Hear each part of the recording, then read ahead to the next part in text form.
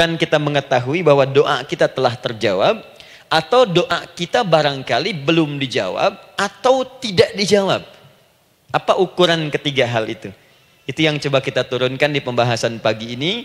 Mudah-mudahan dengan itu kita nanti akan lebih pandai bagaimana cara menyikapi doa dalam hidup, seperti apa doa dipanjatkan, kapan kita berdoa, dan kita tahu, oh ini hasil dari doa yang telah kita panjatkan. Sepakat sampai di sini? Baik ya, tinggal sepakat saja ya. Kan biasanya yang nerangkan saya, nulis saya, ngapus saya sampai selesai pula. Baik, ayo kita mulai. Bismillah. Mengapa kita mesti berdoa? Kita buka dulu ibu sekalian. Ya, yang di ruangan ini ataupun yang di bawah, semuanya insya Allah memiliki kemuliaan yang sama di hadapan Allah Subhanahu wa taala sesuai dengan keikhlasannya. Ya, sesuai dengan keikhlasannya. Karena hadisnya umum sifatnya. Man salaka tariqan yaltamisu fihi ilma sahhalallahu lahu tariqan ilal jannah. Siapa yang menyiapkan dirinya menempuh perjalanan dan dia meniatkan ingin belajar pengetahuan agama walaupun sedikit, maka dia akan dapat balasan dari Allah, minimal setiap langkahnya akan dicatat meringankan langkah dia ke surga nantinya. Ya, dan di situ tidak disebutkan khusus bagi yang di dalam ruangan masjid. Lantai 2 lagi misalnya. Tidak. Ya, jadi yang di sekitaran, yang di depan semua berdasarkan niatnya, ya. Berdasarkan niat dan kuantitas amalannya. Di kuantitas itu tambah.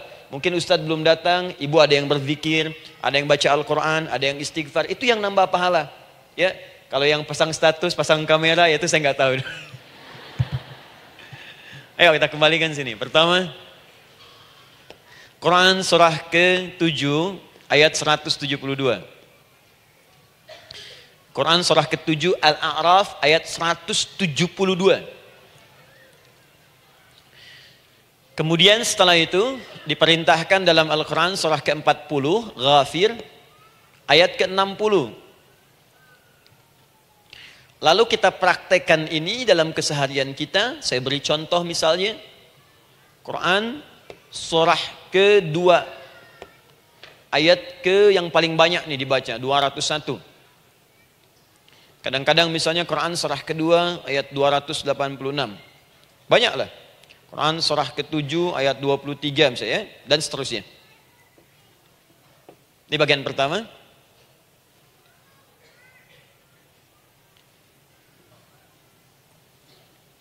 Bagian kedua, nanti kita akan belajar bagaimana cara berdoa yang baik yang dikabulkan.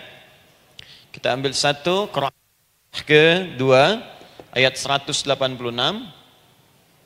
Kemudian yang kedua, kita ambil contoh Quran surah ke-17 ayat 110.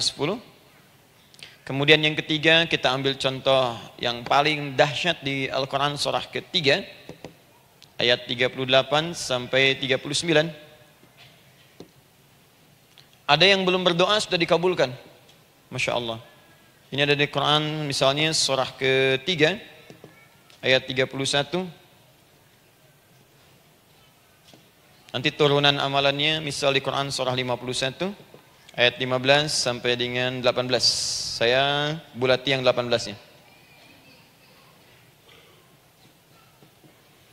Bagian ketiganya nanti kita uraikan di bagian akhirnya. Baik, kita bisa mulai insyaallah. Baik, kita bagian pertama, mari kita mulai.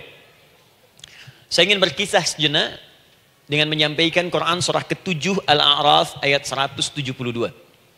Allah berfirman, A'udzubillahi minasyaitonir rajim, wa idz akhadha rabbuka min bani adama min zuhurihim dzurriyyatahum wa ashhadahum ala anfusihim alastu bi rabbikum qalu bala syahidna. Ada ayatnya? Baik ya, di Quran surah ke-7 Al-A'raf ayat 172. Wa idz akhadha rabbuka min bani Adam. Kata Allah, dan ingatlah, pahamilah, pelajarilah, dalamilah. Teman-teman sekalian, ingat kalimat idz itu, idz dalam Al-Quran, termasuk dalam bahasa Arab, itu bukan sekedar mengingat. Idz itu bisa mengandung arti memahami dengan dalam. Menganalisis. Ya, memaknai itu idz. Jadi bukan sekedar mengingat. Bukankah ibu kalau mengingat sesuatu berusaha mendalaminya? Ya, kalau nggak percaya saya tanya begini. Coba ibu ingat kemarin jam 5 sore ada di mana? Bukankah sekarang sedang mendalami sesuatu? Sedang mencari memori jam 5 sore kemarin ada di mana? Setelah itu dihimpun jadi sesuatu lalu disampaikan dengan terstruktur, dengan rapi. Oh, kemarin saya ada di sini, di sini, di sini, mengerjakan ini, ini. Itu id dalam bahasa Arab. Kalau di Al-Quran ada kalimat id. Itu berarti bukan sekedar kita diminta mengingat, tapi juga merenung, mendalami, memahami dengan dalam. Paham insya Allah? Baik, sekarang perhatikan. Nanti kalau ibu baca Al-Quran, maksud saya, ibu bisa menerjemahkan sendiri dan memahami dengan baik. Ya, misal kalimat id pertama dalam Al-Quran misal ditemukan di Quran surah kedua ayat 30. Wa idh qala rabbuka lil malaikati inni ja'ilun fil ardi khalifah. Id akan ditemukan. Nah, sekarang ayat tentang korelasinya dengan doa, kita buka Quran surah ke-7 tadi ayat 172. Wa idh akhadha rabbuk, dan pahami ya kata Allah, renungkan ya, maknai dengan dalam ketika Allah menyampaikan, membuat komitmen dengan semua anak cucu Adam tanpa kecuali. Semuanya. Ingat kalau ditemukan kalimat Bani Adam. Bani Adam disebutkan 7 kali dalam Al-Quran. Ya. Berapa kali? 7 kali. Kalimat Bani Adam. Bani Adam. Ini menunjuk pada semua keturunan anak cucu Adam sampai selesai kehidupan. Ya, dari Nabi Adam alaihissalam, kemudian pasangannya Sayyidah Hawa alaihissalam, kemudian keduanya mulai berumah tangga, melahirkan keturunan. Diabadikan di Al-Quran surah keempat, ya, surah Ibu, ayat yang pertama. Ya ayyuhan nasu ttaqu rabbakumul ladzi khalaqakum min nafsin wahidah wa khalaqa minha zawjaha. Di situ kemudian ada Adam, zawjaha Hawa. Ya, wabatha minhuma rijalan katsiran wa nisaa. Dari situ turun keturunan laki-laki perempuan, laki-laki perempuan. Nanti menyebar, Bu, ya, menyebar. Ada yang ke Chicago, ada yang di Chicago, ada yang di Singaparna, ada yang di Singapura. Semua nyebar. Ya, di Sunda, dari Jawa sampai ke Sumatera, sampai Indonesia, sampai Nusantara, sampai Asia, Eropa, sedunia. Nanti penyebarannya disebutkan di Quran surah ke-49 ayat ke-13. Ya ayyuhan nasu inna khalaqnakum min dzakarin wa untha. Hai manusia, semua saya ciptakan ada 2 jenis. Kalau bukan laki-laki itu pasti perempuan. Jadi tidak ada yang ketiga. Ingat ya? Kalau bukan laki-laki siapa? Perempuan. Jadi tidak ada misalnya, maaf, laki-laki yang keperempuan-perempuanan, yang gerakannya melambai, ya, kata-katanya terlampau lembut misal, dan tidak ada pula perempuan yang perkasa, ya, terlampau kuat misalnya, melampaui batas-batas standarnya. Jadi kalau bukan laki-laki pasti perempuan. 2 saja. Jadi kalau misalnya masih ada yang bingung, tentukan dirinya, ya, dan lihat fitrahnya. Lihat fitrahnya. Baik, kemudian waja'alnakum syu'uban wa qabaila. Kami tempatkan kalian mungkin beda-beda tempat. Syu'ub, beda tempat. Ya, ada yang misalnya RT, RW, kecamatan, beda kampung, beda negara, sampai seluruh dunia. Wa qabail, satu tempat itu sukunya bisa beda. Coba ibu lihat misalnya, ya, di daerah Sumatera saja ada berapa suku? Di Sunda paling banyak suku, gitu ya? Banyak sekali. Jadi bisa lain-lain, bisa beda-beda. Nah, lita'arafu, semua saling mengenal, silakan.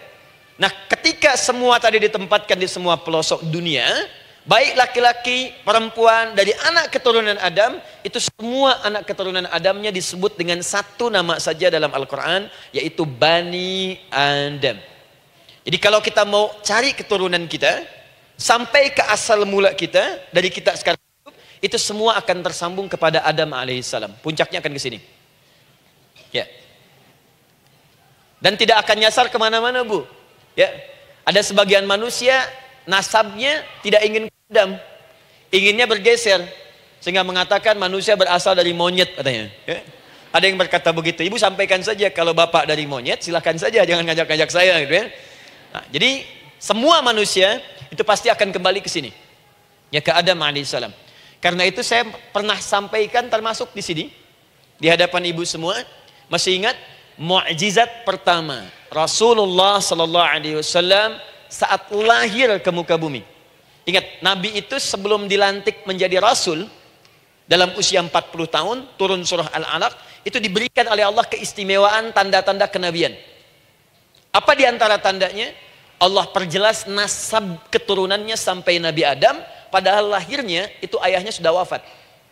Di lahir beliau, ayahnya wafat, tapi nasabnya diperjelas sampai Nabi Adam. Sehingga jelas, orang tidak bisa menyoal. Ini orang nggak jelas nih, ya kan suka ada begitu Bu ya, tiba-tiba datang menerangkan sesuatu, siapa itu nggak jelas. Bahkan sekarang sering muncul statement, siapa sih Ustadz itu Ustadz nggak jelas. Ya. Nabi nggak bisa disoal karena semuanya jelas, nasabnya jelas, keturunannya jelas, kemuliaannya jelas, ilmunya jelas. Jadi kalau orang mau menyoal nggak punya peluang. Siapa kamu Muhammad? Saya jelas keturunannya.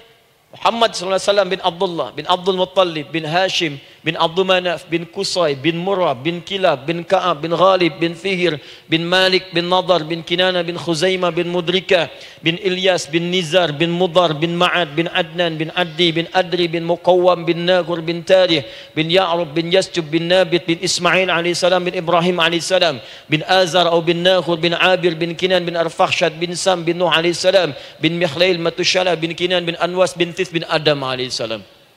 Coba ulangi. Jelas. Jelas. Jadi orang nggak bisa nyoal, itu mukjizat ya. Keistimewaan pertama sebelum Allah kemudian angkat menjadi nabi dan rasul di usia 40 tahun. Jadi kalau ibu ditanya, kamu jelas nggak? Jelas. Apa binnya? Bin Bani Adam. Itu bocoran dari Al-Quran. Ya, kalau ditanya keturunan siapa kamu? Adam. Tahu dari mana? Allah yang nyampaikan langsung. Apa kata Allah? Bani Adam. Jelas ya? Baik. Jadi ini kembali kepada Adam alaihissalam. Nah, semua anak cucu Adam yang saya garis bawahi, sejak mulai terlahir itu sudah ada komitmen dari Allah dengan anak cucu Adam ini sebelum terlahir ke dunia. Sejak dalam kandungan. Jadi kalau ibu belajar hadis, misal, dulu saya pernah amanahkan kalau ibu mau belajar dasar-dasar, cari kitabnya Imam An-Nawawi yang Al-Arba'in An-Nawawiyah, 42 hadis. Hadis keempat, ya paling kiri sebelah atas di kitabnya. Dari Abdullah bin Mas'ud radhiyallahu taala anhu, ya. Qala Nabi sallallahu alaihi wasallam bahwa shadiqul masduq. Nabi SAW pernah menyampaikan sedangkan beliau orang benar dan dibenarkan. Kapan perjanjian ini dibuat? Dalam usia kandungan 4 bulan. Dalam kandungan. Inna ahadakum yujma'u fi batni ummihi. Setiap kalian yang akan terlahir dari anak cucu Adam. Kecuali Adam Bu ya. Ingat, kecuali Adam, kecuali Hawa. Karena ini asal mula manusia keduanya.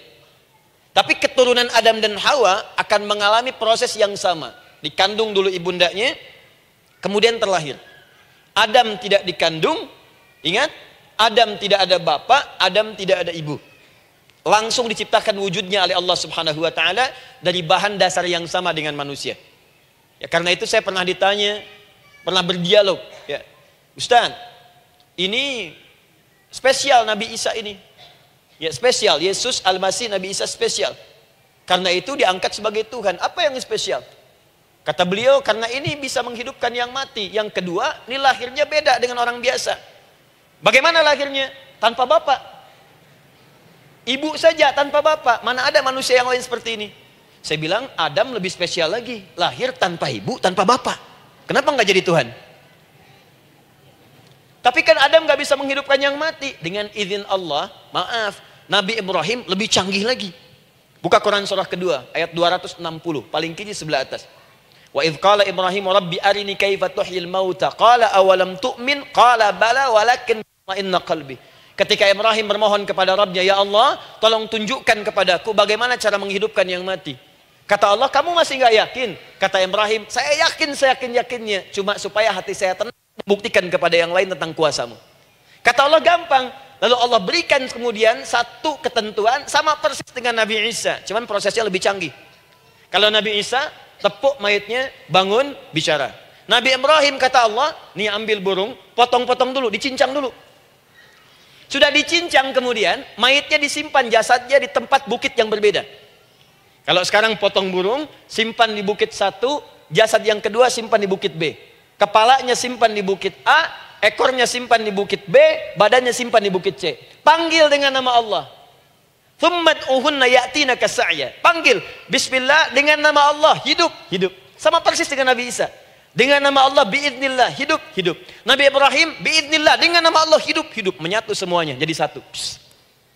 Kalau Nabi Isa kemudian ada yang menduga sebagai Tuhan, kenapa Nabi Ibrahim tidak angkat jadi Tuhan? Paham ya? Nah, ini menunjukkan bahwa ada pola pemikiran yang harus dikembalikan supaya benar cara memahaminya. Jelas sampai sini? Maaf saya sedikit agak lompat ya. Saya kembalikan kemudian, perhatikan sini. Inna ahadakum yujma'u fi batni ummihi. Karena itu semua anak cucu Adam, beda dengan Adam, akan proses lahirnya dikandung dulu di perut ibundanya. Fokus baik-baik. Arba'ina yauman nutfah, 40 hari pertama baru kemudian proses antara spermatozoa dengan ovum berproses. Thumma yakunu mithla dzalika, kemudian alaqah. 40 hari yang kedua jadi alaqah, zigot yang menempel di dinding rahim. Thumma yakunu mithla dzalika mudghah. 40 hari ketiga berbentuk mudghah, sudah mulai berbentuk daging sekeratan, ada bentuknya. Dan usianya sudah 4 bulan, 40 hari ketiga, 120 hari. 120 hari. Thumma yursalu ilaihil malak, kemudian diutuslah malaikat, fayanfukhu fihi ruh, maka ditiupkan roh ke dalamnya. Jadi ingat, kalau di antara sini, di antara kita ada ibu misalnya yang tengah hamil, tengah mengandung, ingat baik-baik, atau keluarganya, kerabatnya, usia 4 bulan itu roh sudah ditiupkan. Di kandungan sudah ada rohnya. Hati-hati ya. Berapa bulan? 4 bulan. Karena itu nanti ada ayat dalam Al-Quran, Quran surah ke-7 ayat 189. Di posisi ini harus banyak berdoa dan beramal soleh. Ingat ya, berdoa, beramal soleh, minimal minta kepada Allah. Da'awallaha rabbahuma la in ataitana shaliha lanakunanna minasyakirin. Minta banyak kepada Allah, ya Allah jadikan anak saya anak yang soleh, jadikan anak saya anak yang soleh. Dari usia itu 4 bulan sampai ke atas menjelang lahiran. Nanti diiringi oleh amal soleh kedua orang tuanya. Ini sudah penelitian dokter muslim, khususnya di Asia Tenggara. Saya diskusi dengan seorang dokter muslim, ternyata ada korelasi amal soleh yang dikerjakan kedua orang tua, ayah dan bunda, atau calon ayah dan bunda, kepada anak yang sedang dikandung, yang belum dilahirkan. Jadi kalau orang tuanya rajin baca Al-Quran, itu berpengaruh ke anak, Bu. Dan penelitian terkini, itu mempercepat anak itu menjadi seorang penghafal Quran ketika lahir. Ya, pernah satu kali dibacakan Al-Quran, posisi janin itu berubah. Seperti sujud gitu.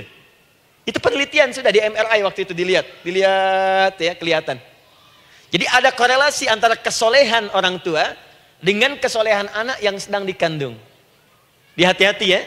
Tapi yang penting diketahui adalah dalam usia kandungan 4 bulan itu disebutkanlah isyarat di Quran surah ke-7 ayat 172 terjadi perjanjian komitmen dengan Allah Subhanahu wa taala. Apa perjanjiannya? Wa idz akhadha rabbuka min bani adama min zuhurihim dzurriyyatahum wa asyhadahum ala anfusihim. Lihat perjanjiannya, saya fokus di kalimat ini, alastu bi rabbikum.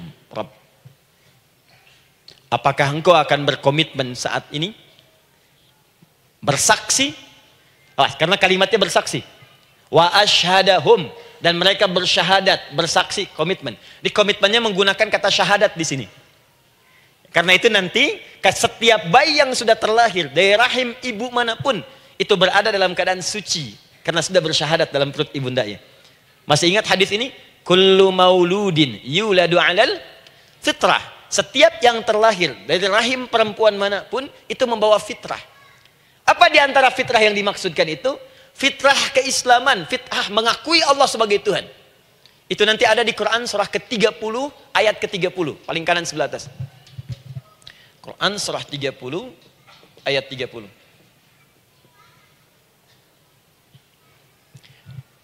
Fa'aqim wajhaka lid-dini hanifa. Hei setiap manusia, fa'aqim wajhaka, hadapkan, pasrahkan, arahkan dirimu sepenuhnya. Lid-dini, pada ketentuan ad-din, hanifa dengan lurus. Di setiap manusia itu punya fitrah untuk beragama. Punya kecenderungan untuk mencari Tuhan. Silakan ibu cek, manusia manapun yang pernah hidup, itu pasti akan mencari Tuhan. Silahkan. Karena itu Allah beri jalan, begini cara mencarinya. Fitratallahi allati fataran nasa 'alaiha, itulah fitrah manusia yang telah Allah berikan pada dirinya bahkan sebelum dia terlahir. Di antara fitrah manusia ada kecenderungan untuk mencari Tuhan. Ada kecenderungan untuk mendekat kepada Allah. Bahasa Qur'annya din lid-dini hanifa. Apa itu din? Itulah Islam. Quran surah ke-3 ayat 19. Inna dina indallahil Islam. Karena itu silahkan cek, semua orang itu pasti akan mencari Tuhan. Setiap manusia. Ada yang melihat kayaknya ada di hewan, kayaknya ada di pohon, kayaknya ada di alam, kayaknya ada di patung, kayaknya ada di... Mencari dia. Terus Allah beri jalan. Kalau kamu ingin mencari yang benar, din yang dimaksud Islam, diberikanlah tuntunan dalam Islam. Jelas sampai sini? Baik. Karena itulah kemudian, setiap bayi yang terlahir itu disebut oleh Nabi dia suci, dia bersih, karena telah membawa risalah Islam dalam dirinya. Hanya sayang nanti, fa'abawahu yuhawwidanihi, au yunassaranihi, au yumajjisanihi. Lingkungan nanti akan merubah dia keluar dari fitrahnya. Bisa dipengaruhi, tiba-tiba berubah misalnya keyakinan. Bisa karena kejadian tertentu, dia jauh dari Allah subhanahu wa ta'ala. Dia muslim, cuman karena kondisi tertentu, pekerjaan menjauhkan dia dari Allah, lupa sholat. Telenovela menjauhkan dia dari Al-Quran. WhatsApp, Facebook, media sosial melupakan dia dari ibadah. Coba ibu, kalau online setiap hari berapa kali dengan media sosial? Ganti status. Online dengan Allah berapa kali dalam sehari? Coba hitung. Online dengan Allah yang paling maksimal kan sholat fardu 5 kali. Kalau 1 kali 5 menit kali 5 cuma 25 menit. 25 menit online dengan Allah. Berapa menit online dengan media sosial yang tidak nyata? Dan cita-cita masuk surga. Ayo sini. Nah, saya belum selesai. Jadi yang pertama, dalam perjanjian 4 bulan ini, pertama ada komitmen bersyahadat menuhankan Allah. Tapi yang kedua, ini yang dahsyat. Perhatikan kalimatnya, fokus. Saat Allah memperkenalkan dirinya, dalam kandungan kita, usia 4 bulan itu, dengan nama apa Allah memperkenalkan dirinya? Coba lihat ayatnya. Alastu bi rabbikum, dengan nama Rabb, Rabb. Wa idh akhadha rabbuka, Rabb, min bani Adama, dzurriyyatahum, awas, wa ashhadahum ala anfusihim. Alastu bi rabbikum, dengan nama Rabb. Rabb. Nah, ibu sekalian, kata Rabb ini itu berasal dari kata ar-rububiyah. Ar-rububiyah yang berarti sifat merawat, memberikan semua kebutuhan. Saya ulang ya. Merawat, memberikan semua kebutuhan. Sudah? Menyayangi, memaafkan, mengasihi, mengampuni. Masya Allah. Merawat, memenuhi sebuah kebutuhan, menyayangi, memaafkan, mengampuni. Jadi semua hal yang terkait dengan perhatian ada pada kalimat Rabb. Sifatnya disebut dengan rububiyah. Zat yang memperhatikannya disebut dengan Rabb, namanya Rabbun. Baik. Pelan-pelan. Ah, seakan-akan Allah ingin berkata begini, hei, engkau buat perjanjian dengan saya sekarang. Engkau bersaksi, saya sebagai Tuhan, siap bersaksi, menuhankan saya. Nanti ketika kamu lahir, apapun yang kamu butuhkan dalam kehidupan, aku akan berikan. Kamu akan saya rawat. Kalau sakit, kamu saya sembuhkan. Minta sesuatu yang kamu butuhkan, saya akan berikan. Kamu butuh sesuatu, saya akan hadir. Kamu salah minta maaf, saya maafkan. Kamu dosa minta ampun istighfar, saya ampuni. Kamu ingin sesuatu yang lebih baik, saya berikan. Pokoknya semua yang kamu inginkan selama engkau butuhkan itu baik, aku berikan. Kira-kira, maaf Bu ya, maaf sekali. Kalau ada yang nawarkan pada ibu, mau nggak ikut saya? Nanti sebuah kebutuhannya saya berikan. Kalau sakit saya berikan jaminan kesembuhannya. Kalau butuh sesuatu saya berikan. Kalau ingin ini itu selama butuh saya sampaikan. Kira-kira ibu nolak atau ikut? Baik. Ikutnya mikir dulu atau tidak? Tidak. Jangankan yang tinggi-tinggi Bu ya. Suami aja nawarkan. Mah mau nggak ikut papa? Papa nanti kasih handphone S10. Sama gelang nggak Pak? Ikut ya. Dan tanpa pikir. Dalam bahasa Arab, sesuatu yang disetujui tanpa difikirkan lagi, itu disebut bala namanya. Bala, sekali saja. Sekali, ya, tidak dua kali. Tidak ditambah, tidak dikurangi. Ingat, kalau Allah sudah sampaikan kalimat, jangan tambah, jangan kurangi. Ya. Bala, tidak ditambah nga, tidak disebutkan dua kali. Bala. Ya. Bala itu artinya siap. Ya. Tanpa pikir. Karena memang nggak ada yang dipikirkan lagi. Apa yang mau dipikirkan? Semua kebutuhan dikasih. Semua keinginan dikabulkan sepanjang baik. Kalau sakit ada jaminan disembuhkan, dikasihi, disayangi, salah dimaafkan. Ya kalau dosa diampuni, apalagi yang kurang, nggak ada aib, nggak ada yang kurang, sempurna semua. Kita katakan bala tanpa fikir.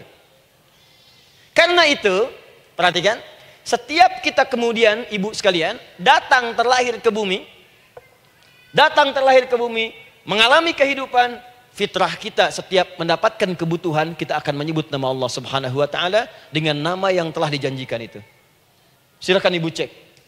Bukankah ibu ketika ada kesulitan memohon kepadanya? Ya Allah, tolong sembuhkan ya Allah. Ya Allah, lancarkan ya Allah. Ya Allah, sukseskan suami saya. Ya Allah, tenangkan kehidupan rumah tangga kami. Ya Allah, anugerahkan solusi. Ya Allah, sembuhkan ibu saya. Semua minta kan? Dan dahsyatnya ketika ibu memohon kepada Allah itu, ibu gunakan kalimat yang telah disepakati ketika Allah sampaikan kepada kita. Rabb, Rabb, Rabb. Perhatikan, kalau ibu berdoa, doa apa paling favorit? Rabbana atina fid dunya hasanah. Fil akhirati hasanah. Wa qina. Doa apa itu? Sapu jagat. Baik. Bu bayangkan, Nabi aja nggak tahu tuh istilah itu sapu jagat. Ibu tahu? Wah, Masya Allah, Indonesia kreatif. Luar biasa. Ada doa sapu jagat, nggak ada doa sapu nggak ada jagatnya, ada doa jagat nggak ada sapunya. Pokoknya luar biasa lah. Ya. Ya, lihat, bukankah kalimatnya dibuka dengan Rabb? Rabbana atina fid dunya sana. Rabbana zalamna anfusana wa illam taghfir lana wa tarhamna lanakunanna minal. La yukallifullahu nafsan illa laha ma kasabat wa 'alaiha mak. Perhatikan, Rabbana la innasina Rabbana Rabb. Ini ayatnya. Sapu jagat Quran surah 2 ayat 201. La yukallifullahu Quran surah 2 ayat 286. Rabbana zalamna Quran surah 7 ayat 23. Yang ingin saya sampaikan, setiap kita butuh sesuatu, kita menyebut namanya dengan kalimat Rabb. Kenapa kita katakan Rabb? Karena Allah sendiri menyebutkan dengan kalimat Rabb. Alastu bi rabbikum, saya nanti adalah Tuhan yang akan memperhatikan kalian, menyayangi kalian. Saya Tuhan yang akan merawat kalian, memberikan semua kebutuhan. Makanya ibu tuh kalau ada persoalan nagih seakan-akan ke Allah. Ya Allah, kan engkau yang berjanji kepada saya. Engkau yang berjanji, engkau yang menepati ya Allah, karena engkau Tuhan. Kalau manusia, dia berjanji, dia yang mengingkari. Dia awali, dia yang akhiri. Tapi engkau beda ya Allah. Kenapa? Engkau berjanji, engkau yang menepati. Quran surah ketiga ayat 9. Innallaha la yukhliful mi'ad. Engkau yang berjanji, engkau yang menepati. Engkaulah awal dan akhir dari semua hal. Engkau mengatakan saya Rabb yang akan memberikan semua kebutuhan. Sekarang saya butuh ya Allah. Engkau berjanji akan menyembuhkan, sekarang saya sakit ya Allah. Engkau berjanji akan memberi solusi, sekarang saya sedang punya masalah ya Allah. Engkau berjanji akan memberikan kesuksesan. Sekarang saya sedang menapaki itu ya Allah. Makanya ibu sebutkan kalimat Rabb, Rabb, Rabb, Rabb. Jadi sesungguhnya doa itu adalah fitrah dari setiap manusia. Karena mulai dibangun komitmen sebelum dia dilahirkan ke muka bumi. Jadi kalau kita bicara tentang doa, doa itu fitrah kehidupan bagi setiap manusia. Hidup. Sekaligus penanda komitmen yang membedakan antara Khalik dengan makhluk. Hamba dengan Allah. Manusia dengan Tuhan. Kan Allah katakan, saya Rabb ya. Saya yang ngasih, saya yang Tuhan. Berarti kita yang makhluk kan? Kita yang butuh kan? Allah yang memberi, kita yang butuh. Untuk membedakan mana yang butuh, mana yang ngasih, maka pembedanya adalah doa. Jadi kalau ada manusia yang gak pernah doa selama hidup, itu tandanya ada yang salah dengan kehidupannya. Karena seakan-akan dia gak butuh Tuhan. Sebab perbedaan manusia dengan Tuhan itu sebelum lahir, salah satunya ditunjukkan dengan sifat butuh kita kepada Allah. Makanya sekaya-kayanya orang, itu pasti berdoa. Manusia paling kaya di muka bumi pun, kalau besoknya mau ada pekerjaan atau proyek, dia berdoa dulu tuh. Ya Tuhan, tolong lancarkan proyek ini. Butuh. Pejabat setinggi-tingginya, kalau sudah mau mulai kemudian ada pemilihan, kalau mulai ada kebijakan, kalau mulai ada apapun berdoa juga. Itu tandanya butuh. Butuh. Di setiap manusia itu pasti butuh dengan Allah. Karena itu kalau ada manusia yang gak pernah berdoa selama hidupnya, itu langsung mendapatkan kecaman dari Allah dan dijamin akan masuk neraka yang paling dalam. Karena seakan-akan dia sudah gak butuh dengan Allah. Saya ulang ya, saya ulang. Doa itu fitrah hidup manusia yang sekaligus menunjukkan statusnya sebagai hamba. Jadi kalau ibu update status di media sosial, mulai sekarang tuliskan hamba. Hamba. Sudah. Mau sifatnya apapun tetap hamba. Ya, mau pejabat, mau orang kaya, mau cukup, mau macam-macam, mau ustadz, mau syekh, mau habib, tetap ujungnya hamba. Dan butuh penghambaan itu diwujudkan dalam bentuk doa. Muncullah Quran surah ke-40 ayat ke-60. Wa qala rabbukum, Rabb, selalu Rabb. Wa qala rabbukum ud'uni astajib lakum. Innal ladzina yastakbiruna an ibadati, awas, sayadkhuluna jahannama dakhirin. Allahu akbar. Dan Rabbmu berfirman, mengingatkan kembali kepada kalian semua, hei hamba-hambanya. Kalau ada kebutuhan, kalau ada masalah, kalau ada permintaan, kata Allah, ayo doa sama saya. Minta. Kan kita sudah bikin perjanjian.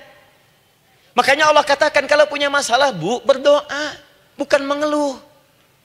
Kalau punya persoalan, bu, berdoa. Bukan bikin status.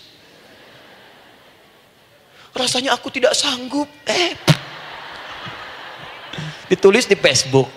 Apain? Terus kalimat Allahnya pun jelas. Minta kepadaku, bukan mengeluhkannya. Kamu tidak seperti yang aku kira. Nungguin komen. Sambil masak, celing ada satu. Ece kunaon.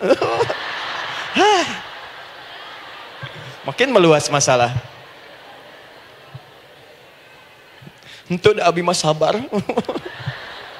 Sudah. Paham ya?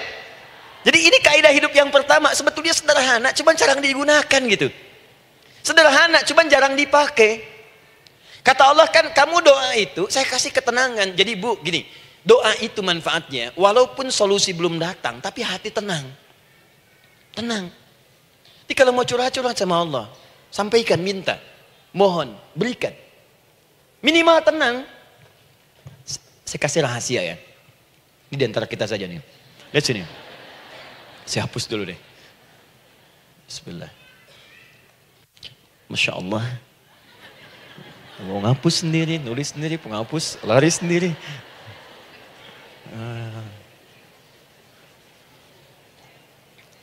Bismillah. Oh ini ada dua ya. Sini. Baik. Buka Quran surah 7 ayat 205. Quran surah 7 ayat 205. Doa itu disebut zikir di ayat itu. Jadi kalau ibu sedang berdoa, itu sedang berzikir. Wadhkur rabbaka fi nafsika tadarruan wa khifatan wa dunal jahri minal qaul. Ada ayatnya? Oke. Pakai Rabb lagi kan? Wadhkur rabbaka. Kalau engkau punya masalah, kata Allah, sekecil apapun. Di rumah tangga kah, di kantor kah, kehidupan sosial kah. Kata Allah, ayat sebut, minta kepada Allah. Berdoa. Doa disebut dengan zikir. Zikir itu semua kegiatan yang membuat kita ingat Allah. Zikir. Baca Quran, zikir. Dalilnya Quran surah ke-15 ayat 9. Inna nahnu nazzalna dzikra. Kami turunkan Al-Quran sebagai zikir. Menghafal Quran, zikir. Quran surah 54 ayat 17, ayat 22, ayat 32, ayat 40. Walaqad yassarnal Qur'ana lidzikri. Kami akan mudahkan Al-Quran untuk diingat, dihafalkan. Zikir, sebagai zikir kepada Allah. Ibu selepas sholat, baca subhanallah, alhamdulillah, Allahu Akbar, zikir. Quran surah keempat, ayat 103. فَإِذَا قَضَيْتُمُ الصَّلَاةَ فَاذْكُرُوا اللَّهَ. Maka jika anda telah tuntas mengerjakan sholat, segera berzikir kepada Allah. Sholat sendiri, zikir. Quran surah ke-20, ayat ke-14. Innani anallahu la ilaha illa ana fa'budni wa aqimis salata li dzikri. Saya Allah, kata Allah. Tidak ada Tuhan selain saya. Sembah saya. Bagaimana menyembah Allah? Tunaikan sholat sebagai zikir kepada Allah. Zikir. Di zikir, semua amalan yang mendekatkan kita dengan Allah. Doa, itu satu dari bagian zikir. Tapi tahukah ibu fungsi zikir yang paling utama itu apa? Quran surah 13 ayat ke-28. Ala bidzikrillahi tatmainnul qulub. Yakinkan pada dirimu, kalau zikirmu benar kepada Allah, maka dia akan berdampak kepada hati menjadi lebih tenang. Zikir itu, manfaat pertamanya, membuat hati tenang, Bu. Tadi saya contohkan. Baca Al-Quran, zikir kan? Jadi kalau ibu sedang tidak tenang, sedang gelisah, ada masalah, daripada mengeluh sana sini, wudu, Bu, wudu. Ambil mushaf, baca. Saat baca itu mungkin solusi belum datang, tapi hati itu lebih tenang. Kaitan dengan bahasan kita, doa, minta. Doa. Jadi kalau orang punya masalah itu kalau berdoa, walaupun solusinya belum datang, walaupun kemudian jawabannya belum tiba, minimal hati ibu itu tenang. Ini dia. Kan surah 13 ayat 28. Rumus ini pakai. Gunakan dalam hidup. Karena yang tahu kehidupan kita itu Allah yang menciptakan kita. Yang tahu pesawat, yang bikin pesawat. Yang tahu handphone, yang bikin handphone. Yang tahu mikrofon, yang bikin mic-nya. Yang tahu kita, yang menciptakan kita. Ikutilah petunjuk Allah yang menciptakan kita, maka akan langsung terasa manfaatnya. Ibu tidak percaya, silahkan lakukan. Rasakan bedanya, bedakan rasanya, dan pasti akan terasa bedanya. Akan lain. Tuh. Doa. Tapi ingat yang paling penting kata Allah, doa itu bukan sekedar penting permohonannya, tapi menunjukkan status kita sebagai hamba di hadapan Allah Subhanahu wa taala. Jadi kalau ada orang selama hidup tidak pernah berdoa, artinya dia mengingkari status dia sebagai hamba di hadapan Allah Subhanahu wa taala. Mau menyejajarkan diri dengan Tuhan. Kan yang tidak pernah meminta itu Tuhan. Allah yang memberikan. Kalau manusia beda pasti minta. Artinya kalau ada manusia nggak pernah minta, seakan-akan bahasa halusnya, kamu ini ngaku jadi Tuhan. Saya tempatkan kau di neraka jahanam yang paling bawah. Jahanam itu, Bu, belum masuk saja sudah terasa. Terasa. Buka ibu Quran surah misalnya ke-40 Ghafir tuh. Ya, ayat 45 sampai dengan 47-nya. Sebelumnya lagi lihat Quran surah ke-8 ayat ke-50. Itu penghuni neraka, Bu, yang bukan jahanam saja. Penghuni neraka itu kalau mau meninggal itu dipukulin dulu malaikat. Depan belakangnya. Ayo, kamu keluar. Lama amat keluarnya rohnya katanya. Takut karena nggak punya bekal. Kan maaf ya, kaidah mengatakan orang nggak punya bekal itu takut pulang, apalagi orang merasa salah. Anak ibu berbuat kesalahan, mau pulang takut kan? Takut. Jadi kalau ada anak takut pulang, salah dia. Salah. Kemana anak nggak pulang-pulang, pasti ada yang salah karena nggak berani pulang. Jangankan salah, nggak punya bekal saja, malu pulang. Lihat ibu waktu Ramadan usai, mau mudik Idul Fitri. Kan pada mudik kan? Kenapa mau mudik dan senang mudik? Karena punya bekal, Bu. Dikumpul-kumpulkan tuh selama 11 bulan. Untuk 1 bulan saja. Itu pun paling berapa hari. Kumpulin. Terus telepon keluarga. Insya Allah aku pulang hari ini. Wah, senang semuanya. Padahal mudiknya cuma pakai motor, Bu. Motornya bebek, bekalnya singa. Serius saya, motor bebek bekal singa. Ada kardus belakangnya. Tulisin. Terus tambah pelepah pisang buat begini. Belakangnya ditulisin, aku pulang sayang. Jalan, mudik. Terus yang di rumah kan senang nerimanya. Kenapa? Karena ada yang pulang dan bawa bekal. Saya pernah tanya pada seseorang, kenapa Anda nggak mudik? Nggak ada bekal Ustadz, nggak ada bekal, malu pulang. Kebayang nggak saat pulang menghadap Allah nggak punya bekal? Malu pulang, apalagi punya banyak salah. Jadi nggak mau keluar rohnya.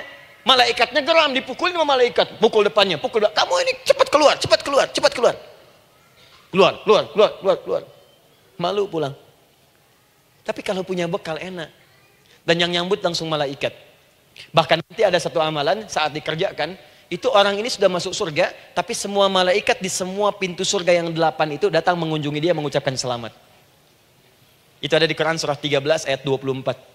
Salamun alaikum bima sabartum fa ni'ma uqbaddar. Selamat ya saat di dunia sabar mencari bekal.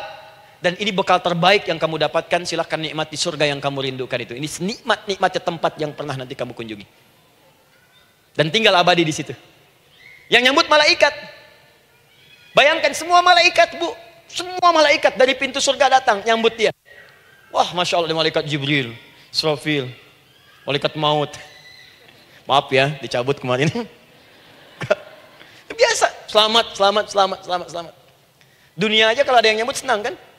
Rumah dicet, datang, sambut depan rumah, semua hidangan ada, Masya Allah. Bahkan yang tidak ada jadi ada. Luarnya kongguan, dalamnya rangginang gitu kan. Wah, muncul semua. Paham ya? Jadi ini bagian pertama. Jadi kita katakan kenapa manusia mesti berdoa. Jawabannya karena manusia itu hamba. Dan doa itu adalah fitrah bagian dari kehidupan. Kenapa manusia mesti berdoa? Karena ada komitmen dari Allah. Setiap dia mendapatkan sebuah persoalan, maka Allah akan jawab dan berikan jawaban dari semua persoalannya. Jalan mendapatkan jawaban itu adalah doa. Kenapa manusia mesti berdoa? Karena dia butuh dengan Allah. Dan puncaknya, kenapa dia mesti berdoa? Karena Allah ingin membahagiakan kehidupan dunianya sebelum sampai keabadiannya di akhirat. Jadi ketika kita berdoa, sebetulnya kebaikan untuk kita karena Allah ingin kita bahagia. Ingin mudah hidupnya. Jadi kalau ada orang nggak berdoa, sesungguhnya dia sedang menyulitkan diri sendiri dalam kehidupan dunianya sampai ke akhiratnya. Jelas sampai di sini? Masya Allah. Alhamdulillah. Baik, kalau sudah paham, saya hapus ini, kita masuk bagian yang kedua. Hapus lagi. Sab Muslimah edisi ke-15. 15 kali datang sendiri, nangis sendiri, nulis sendiri, ngapus sendiri. Masya Allah. Tinggal lihat, catat, masuk surga. Masya Allah. Alhamdulillah. Baik. Baik. Sudah? Alhamdulillah. Saya ingin setiap pembahasan kita dipahami ya. Saya tidak menyukai kalau datang melihat tapi nggak paham gitu. Ya, dengar tapi nggak paham. Saya tidak ingin satupun keluar dari sini kecuali paham. Ya. Ibu paham? Paham Ustaz. Pada pamit ya, silahkan. Apa yang ibu pahami? Doa.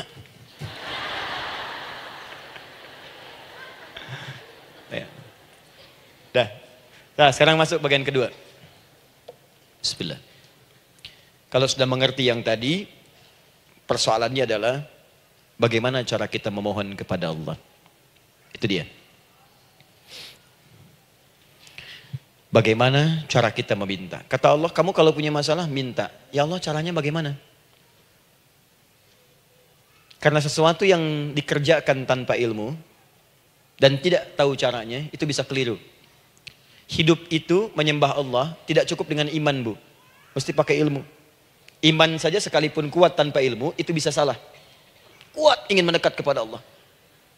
Ya Allah, aku ingin ibadah, kuat. Saya punya kawan dulu di pesantren, tahun kedua, dia sudah berubah.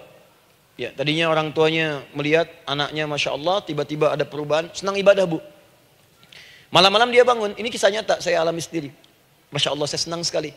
Kita saling doakan, dia bangun malam tahajud, bangun jam 2, Anda bayangkan. Yang sebelumnya menjelang subuh atau apa, ini malam Jumat lagi, malam libur. Malam libur biasanya santri itu kebanyakan ada yang keluar, ada yang main, ada yang macam-macam. Ini dia malam tahajud, jam 2 bangun. Saya bahagia sekali. Udah bangun, sholat, selesai. Cuman pas waktu mau subuh, kok saya lihat tidur.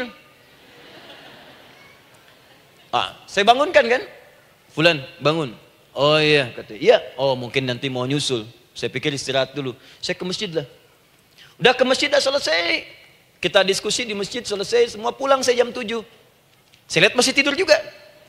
Barangkali dia sudah tadi sholat mungkin di kamar, nggak sempat ke masjid karena capek. Tapi saya lihat kok posisinya nggak berubah. Di situ juga. Akhirnya setengah jam saya tunggu, saya bangunkan. Bangun. Bangun. Kenapa Adi katanya? Saya kira antum belum sholat subuh ya? Adi gimana sih? Kan udah saya jama dengan tahajud tadi. Udah saya jama dengan tahajud. Jadi memang kekuatan imannya lagi tinggi, cuman ilmunya kosong. Ini yang bahaya. Besok-besok kalau orang kayak gini sholat subuh bisa 4 rakaat. Ya. Karena itu berdoa penting, cuma kita mesti tahu caranya. Yuk kita mulai bagian pertama. Quran surah kedua ayat 186, paling kiri sebelah bawah. Sudah? Wa idza sa'alaka ibadi anni fa inni qarib. Fokus. Kata Allah, kalau hamba-hambaku Muhammad SAW bertanya kepadamu, minta petunjuk untuk mencari-cari aku. Tuh bu, coba lihat. Ayat doa dibuka lagi dengan kalimat hamba. Untuk menegaskan status kita. Jadi kalau ditanya, kita siapa di hadapan Allah? Makanya nggak usah sombong. Jangan sombong, karena kita cuma hamba. Karena itu ketika Korun sombong, Korun tuh manusia terkaya yang pernah hidup di bumi. Hartanya bu, ini saya kasih bocoran sedikit, kunci berangkasnya saja, kemana-mana itu suka dibawa, dipikul paling sedikitnya 8 bodyguard, cuman bawa kunci berangkas saja begini. Di Korun pengen ngasih tahu, kalau ada yang pengen nyuri di tempat saya silahkan aja, ini aja bodyguard saya ngangkat kuncinya susah. Korun. Jadi kalau Anda tidak sekaya Korun, jangan ikutan sombong, telat. Telat, gak ada kerjaan. Sudah ada yang lebih kaya. Ya. Dan apa yang terjadi? Fakhosabna, kata Allah, kami telan. Likuifasi. Telan oleh bumi semua. Dengan kekayaannya semua habis. Jadi ketika ada seseorang yang lupa dengan statusnya sebagai hamba, maka Allah akan memberikan pelajaran kepadanya untuk taubat. Kalau nggak mau taubat juga, telan habis. Untuk menunjukkan kamu tuh bukan Tuhan, saya Tuhannya. Maka jangan ikutan sombong. Kalau ada yang baru punya Ferrari, Lamborghini, Lamborghini, ya, wow, bikin rame di jalan, cuman nggak update status, kasih tahu, maaf mas, telat. Itu gambaran hidup.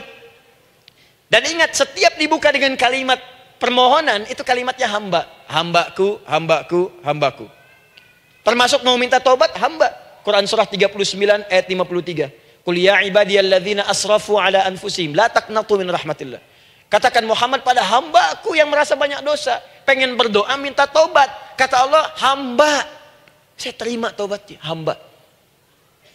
Ini ya. Ini pun adab yang pertama dari Al-Qur'an, adab yang pertama, kalau kita ingin berdoa dan doa itu cepat ingin dikabulkan, maka berdoalah dengan cara menghamba di hadapan Allah Subhanahu wa taala. Jangan merasa tinggi.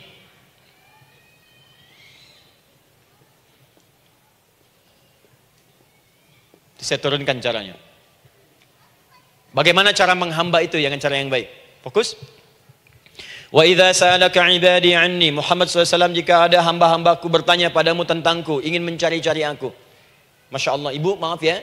Biasanya kan kalau orang mencari Allah, ingin mendekat kepada Allah, entah itu datang ke masjid, bangun malam, biasanya motifnya cuma 2. Satu, ada kebutuhan, pengen berdoa, terus dekat sama Allah. Besok mau arisan, malamnya tahajud. Anak mau ujian baru puasa, gitu kan? Suami ada proyek, nah, baru baca Quran, gitu kan? Terus itu biasa itu. Biasa. Jadi fitrah, Bu. Tumben jeng tahajud fitrah. Itu biasa itu. Ya. Yang kedua, taubat dari maksiat. Taubat. Seorang taubat ke masjid, bangun malam, doa, itu biasa. Jadi kalau ada seperti itu tandanya kita hamba normal manusia. Fa inni qarib, kata Allah, katakan Muhammad SAW, katakan kepadanya, janganlah mencari aku dekat. Dekat, jangan mencari aku dekat. Jadi Bu, ketika kita butuh Allah, langsung dijawab oleh Allah. Kamu mau apa? Aku dekat. Itu secara psikologi memberikan ketenangan yang paling dalam. Saya belum datang di sini sampai jam 8. Ibu tanya panitia, ustadznya mana sih? Ukti ustadznya mana? Jawaban pertama misalnya, ini belum jelas nih ustadznya. Gak ada kabar. Yang kedua mengatakan, tenang saja, ustadz sudah dekat. Maka yang kedua itu lebih menenangkan kepada kita. Ketika ibu mencari, ya Allah, saya sedang ada masalah, langsung dijawab oleh Allah. Tenang, aku dekat denganmu. Mau minta apa? Itu Bu, jadi kalau ibu sedang punya persoalan, psikologi Al-Quran mengatakan, langsung rasakan Allah tuh bersama kita, dekat, menunggu kita mau minta apa. Ibu punya masalah dengan suami, ingin mengadu. Lu kata Allah, saya dekat, kamu kenapa? Ada masalah apa? Ayo minta, ayo cerita. Mohon. Ibu punya masalah dengan anak. Ibu punya masalah dengan tetangga, di pekerjaan, kehidupan sosial. Kata Allah, saya dekat. Nah, perasaan itu hadirkan dalam jiwa kita. Ini sekarang jarang didapatkan. Jadi kalau ada masalah itu, hal pertama yang dilakukan itu belum ingat Allah itu masalahnya. Di kebanyakan manusia itu kalau punya masalah, selalu ingin yang pertama itu solusinya. Bukan Allahnya. Kan pemilik solusinya Allah. Jadi kalau kita ingat pada yang memiliki, maka apapun yang kita minta akan diberikan. Bahkan ada orang yang saking ingatnya dengan Allah, sebelum minta sudah dikabulkan. Itu yang dahsyat. Nah, sekarang setelah kita paham tentang kedekatan ini, kemudian kita praktekkan. Jadi Bu, ya maaf ya, ketika ibu punya masalah apapun, yang pertama diingat Allah. Allah, Engkau telah berjanji, Engkau pasti akan tepati. Ya Allah, sekarang aku ada persoalan. Nah, sekarang teruskan ayatnya. Ujibu da'watad da'i idza da'an. Ujib.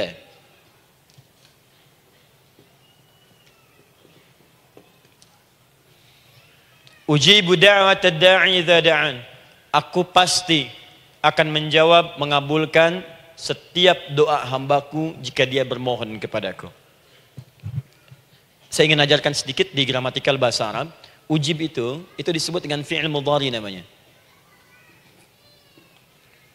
Saya kasih rumus cepat Bu ya. Insya Allah kalau ibu fokus dengan rumus ini, ibu nanti bisa memahami Al-Quran dengan baik. Saya kasih satu kalimat.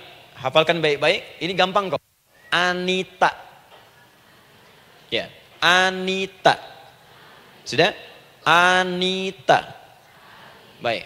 Hamzah, nun, ya, ta. Satukan Anita. Kalau di dalam kalimat ibu baca Al-Quran, di depannya ada huruf hamzah ini, atau nun, atau ya, atau ta, maka itu rumus mudhari namanya. Gak usah dihafalkan mudharinya. Ya, nggak usah dihafalkan sampai bikin misalnya satu ungkapan, Anita istrinya Pak Mudhari, nggak usah, nggak ada kerjaan. Ya, nggak usah dihafal. Saya hanya ingin tunjukkan pemahaman. Kalau ada bentuk seperti ini punya 3 makna. Kalau dalam bahasa Inggris itu disebut present, ya, continuous, dan future. Present, continuous, and future. Sekarang, terus, sampai kapanpun. Sekarang, terus berlangsung, continuous, and future, sampai kapanpun di masa depan. Ini bentuknya disingkat dengan rumus ini, Anita. Di dalam konteks pengabulan doa, kata Allah, ketika saya akan kabulkan, kalau kamu punya masalah, kamu berdoa, saya akan kabulkan. Nah, kalimat Allah saya akan kabulkan ini, bentuknya menggunakan mudhari. Ada hamzah di depannya, ujib. Artinya apa?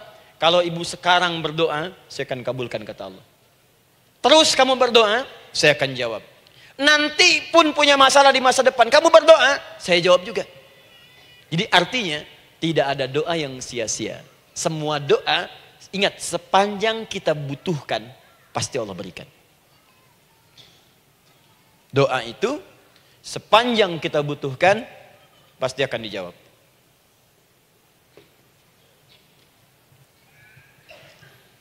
Nanti kapan dijawabnya, seperti apa jawabannya, nanti bagian ketiga. Kadang-kadang minta sekarang, dijawabnya nanti. Minta sekarang, dijawab sekarang. Ada yang mintanya A, dijawabnya B, itu yang paling dahsyat. Ya. Jadi kalau saya tanya, kalau kita berdoa, dijawab tidak oleh Allah?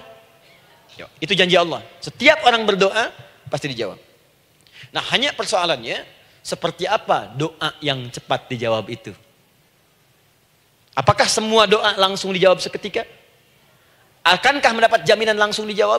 Ternyata kalimat dijawab ini diikat dengan syarat ketentuan berlaku. Apa di antara syarat dan ketentuannya ini? Teruskan ayatnya. Falyastajibuli. Syarat pertama. Kalau doamu ingin cepat aku jawab, falyastajibuli. Maka engkau pun harus cepat merespon setiap seruanku. Jawab seruanku dengan cepat. Doa ingin dijawab oleh Allah, maka kata Allah, kamu pun harus menjawab setiap seruanku. Jawab seruan Allah.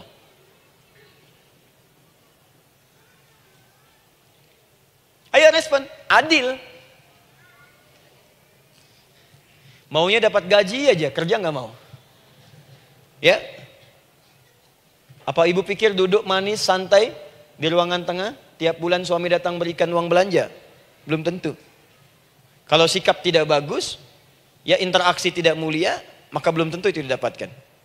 Maka syarat pertama kata Allah, kalau doamu ingin cepat aku jawab, maka setiap aku seru, cepatlah engkau kemudian kerjakan dan jawab itu. Jadi ternyata seruan Allah itu terkait berkelindan dengan pengabulan doa. Jadi ketika ibu diseru oleh Allah, diminta diperintahkan sesuatu oleh Allah, sebetulnya itu kunci untuk mendapatkan jawaban doa kita, Bu. Dipanggil kita, ayo cepat datang ke sini. Mau minta apa?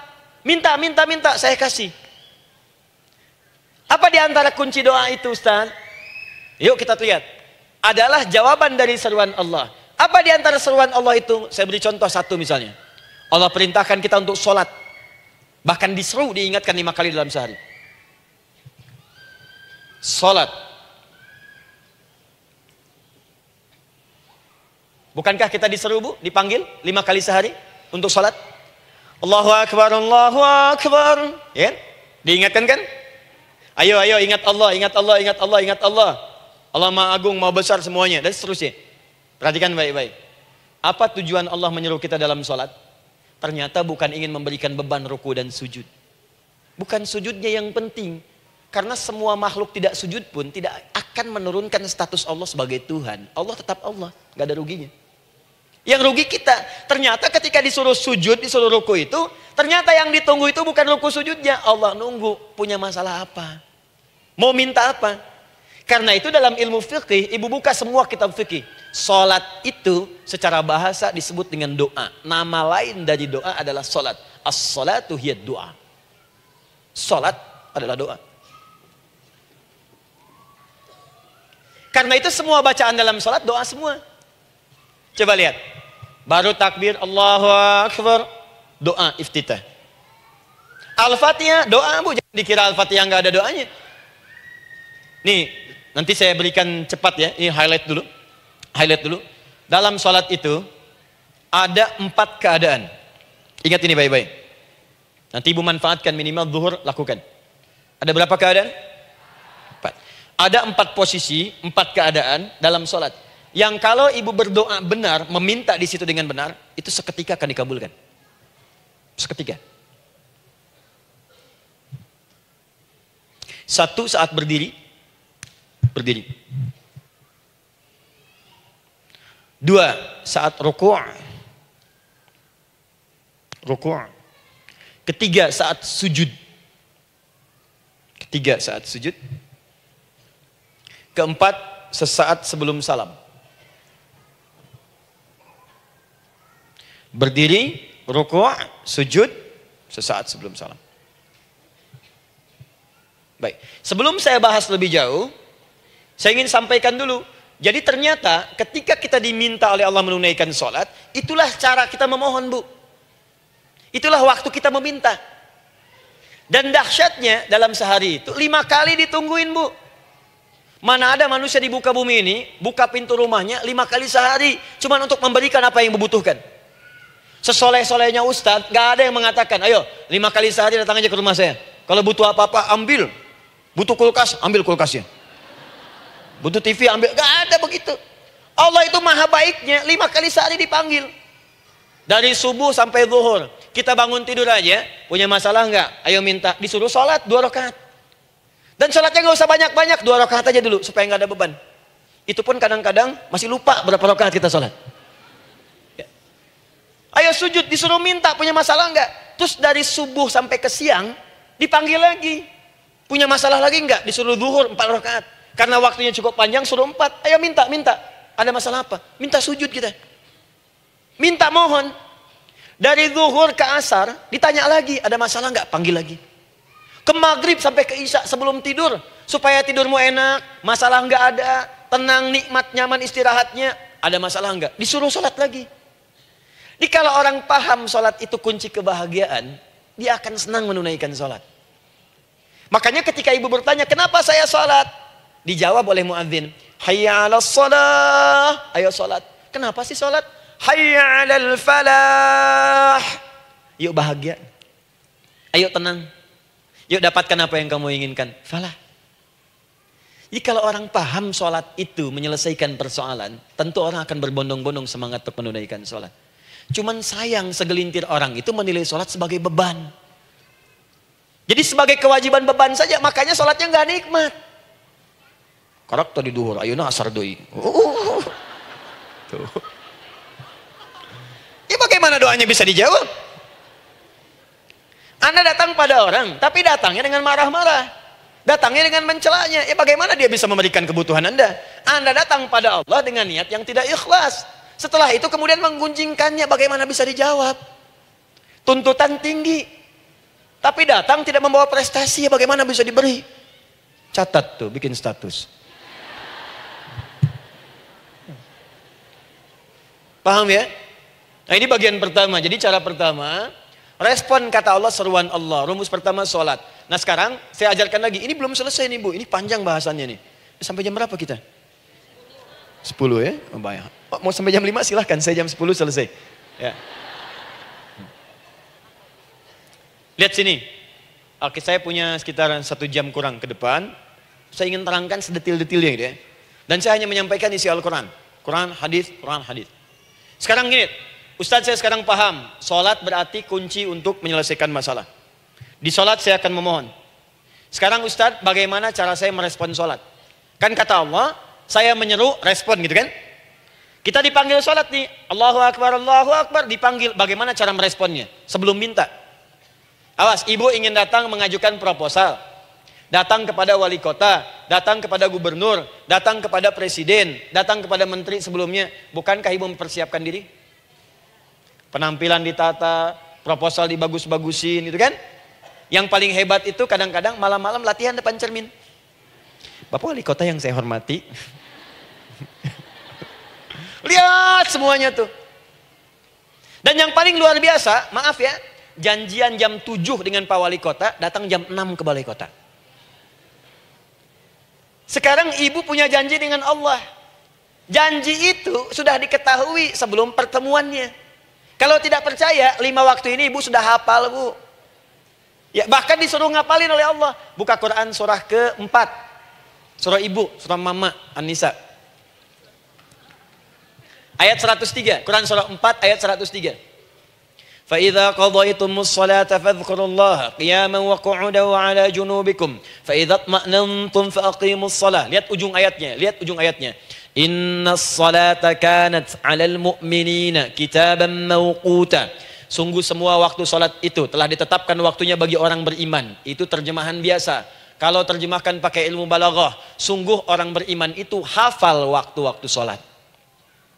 Tahu waktunya. Apalagi kalau di waktu itu ibu punya kepentingan, pasti hafal. Kalau ibu benar memprioritaskan sholat dan menilai sholat sebagai solusi hidup, menilai sholat sebagai kebutuhan, ibu pasti akan hafalkan itu, Bu. Nih ya, ibu dapat bagian arisan nih, bulan ini misalnya. Dan memang bagian jatah ibu, demi Allah saya katakan, sebulan sebelumnya ibu sudah hafal tanggalnya kapan. Bahkan di kalender tuh diwarnain. Papa, bagian mama nanti bulan ini. Tuh. Dicatat semua, di tempat siapa, jam berapa, datang dengan penuh keceriaan dan kebanggaan. Luar biasa. Hanya untuk urusan dunia, yang itu habis gitu. Jika dia tidak meninggalkan ibu, ibu yang meninggalkan dia duluan. Sekarang 5 kali sehari, semua diberikan. Bahkan lebih daripada dunia dan seisinya. Harusnya sih wajarnya dihafalkan waktunya, dan ibu hafal. Ayo, subuh jam berapa sekarang? Lihat sini, bukan ke atas. Ditutup tuh. Tuh, sana tuh. Subuh jam berapa? Ayo ngelihat ke sana, 4:43. Zuhur jam berapa? Tuh. Asar, maghrib, isya. Itu kan kunci ibadah. Dan kunci ijabah, kunci ibadah, kunci ijabah. Di situ ada pengabulannya. Ini gimana mau minta, waktu permintaannya aja nggak hafal. Gimana mau bermohon, datangnya aja telat. Karena itu, bagaimana cara merespon seruan Allah? Diaturlah di Quran surah kedua ayat 152. Paling kanan sebelah bawah. Quran surah kedua ayat 152.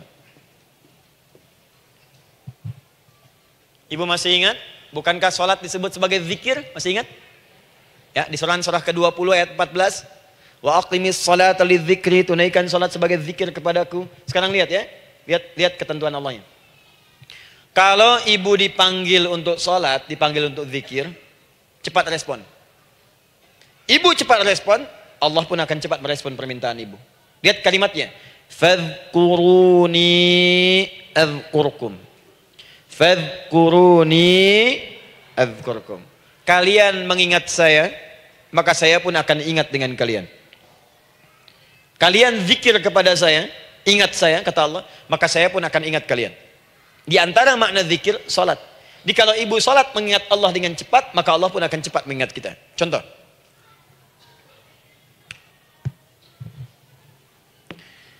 Saya ambil waktu subuh misalnya.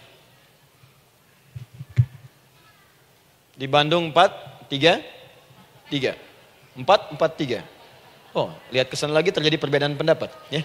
Ada yang 4:33, ada yang 4:34, ada yang 4:35 dan seterusnya. Yang ambil tengah-tengah lah, 4:35 misalnya. Orang 4:35. Lihat sini, fokus. Allahu Akbar, Allahu Akbar. 4:35. Dipanggil salat, diseru. Kan tadi rumusnya di Quran surah 2 ayat 186. Faliyastajibuli. Kalau diseru cepat jawab, gitu kan? Nah, terus diseru 4:35 adzan. Allahu Akbar, Allahu Akbar. Begitu diseru, ibu langsung datang. Ya Allah, sudah adzan, seruan nih, saya siap-siap, saya ingin minta sesuatu. Nah, orang yang datang saat dia diseru Allah, dia pun datang kemudian untuk menyerunya, maka Allah pun akan menjawab apa yang ia mohonkan saat ia bermohon kepadanya. Perhatikan, dipanggil oleh Allah lewat suara muadzin, Allahu Akbar, dia merespon cepat, siap salat.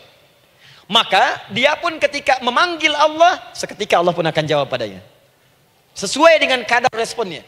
Dipanggil saat itu, dia menjawab. Maka Allah pun akan ingat kepadanya hanya saat dia memanggil saja. Di saat panggil, diingat. Panggil, diingat. Jelas? Ini yang hebat.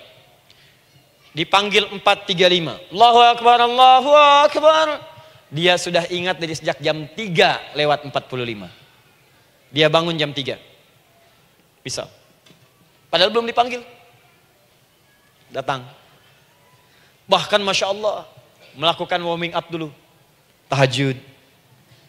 Istighfar. Baca Al-Quran sebelum dipanggil. Masya Allah Bu. Ibu mau datang misalnya ke istana. Janjian jam 7, datang jam 6.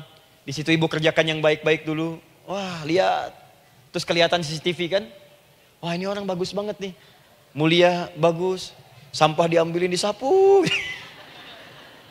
Kelihatan. Itu ibu belum datang pun udah dipanggil duluan. Ada orang yang belum dipanggil sudah datang menghadap Allah. Tahajud dia, zikir dulu, istighfar dulu. Ini orang, maaf ya, walaupun dia belum memanggil Allah, Allah sudah menyelesaikan semua persoalannya. Di orang-orang yang selalu ingat kepada Allah, walaupun Allah dalam waktu tidak memanggilnya, maka Allah akan mengingatnya sekalipun orang ini belum bermohon kepadanya. Maka ibu nanti akan temukan orang-orang yang langsung diselesaikan persoalannya oleh Allah bahkan sebelum dia bermohon kepadanya. Ada orang yang seakan gak punya masalah, Bu. Bukan gak punya masalah, sebab setiap dia punya masalah, masalahnya diringankan oleh Allah. Seakan-akan gak ada beban. Ah, ini indah hidupnya. Enak. Butuh sesuatu, sebelum nyari, datang. Ada persoalan, senyum dikit, selesai. Orang macet mengeluh, bikin status, dia macet malah senang. Dan hatinya dilapangkan oleh Allah. Bayangkan ada janji rapat jam 9, setengah 9 masih macet. Diprediksi di Google akan sampai 2 jam lagi. Yang lain mengeluh, telepon sana, telepon sini, ini. Dia nggak aja, lapang aja. Alhamdulillah ya Allah kasih macet. Morotal, saya mau dengerin surah Al-Baqarah. Buka, hafalin. Partnernya nelpon. Sampai di mana akhi? Ini sampai di surah Al-Baqarah ayat 186. Tidak ada yang sia-sia dari Allah. Sabar ya di sana. Ya, atau kita bisa koneksikan dari sini apa yang bisa saya selesaikan sekarang di sini sehingga sampai sana kita tinggal kesimpulan saja. Tenang hatinya. Gak ada gerasak, gerusuk, gelisah gini, telepon sana sini, klaksonin. Dasar lampu merah, lama, birunya sebentar. Padahal biru nggak ada, yang ada hijau kan. Jadi kalau sudah begitu enak, Bu. Yang perempuan ada di Quran Maryam. Maryam kan perempuan. Dan Maryam itu bukan nabi, bukan rasul. Ingin memberikan pesan kepada ibu, perempuan dimanapun. Tidak harus jadi nabi supaya doa cepat dikabulkan. Tidak harus menjadi rasul. Ini Maryam bukan nabi, bukan rasul. Tapi dia ini luar biasa. Sebelum dipanggil, udah datang. Zikirnya tak terlukiskan. Mohon kepada Allahnya luar biasa. Menjaga diri dari hal yang dilarang oleh Allah. Apa hasilnya? Sebelum diberikan bahkan oleh pamannya, sudah ada kebutuhannya. Quran surah ketiga ayat 37. Kullama dakhala 'alaiha Zakaria al-mihraba wajada 'indaha rizqa. Setiap pamannya mau memberikan kebutuhan Maryam sudah ada di dalamnya, Bu. Sudah ada. Itu luar biasa. Mau makan, makanan ada. Mau anggur, anggur ada. Ya. Wah, itu luar biasa, Bu. Jadi bermohon bahkan sebelum waktunya. Sentuhlah ia tepat di hatimu, maka ia akan jadi milikmu untuk selamanya. Wah. Nah, itu doa tuh. Aduh, mana-mana. Paham? Tuh. Jadi kalau yang standar-standar saja itu biasa. Maka datang sebelum waktunya. Datang. Atau datang pas dipanggil. Standar. Jadi kalau 4.35 adzan, Allahu Akbar, Allahu Akbar. Ibu bangun. Siap sholat, siap sholat. Itu standar. Yang dulu bahagia. Naikin lagi levelnya. Yang celaka itu ya ini nih. Dipanggil 4.35, baru bangun 5.34.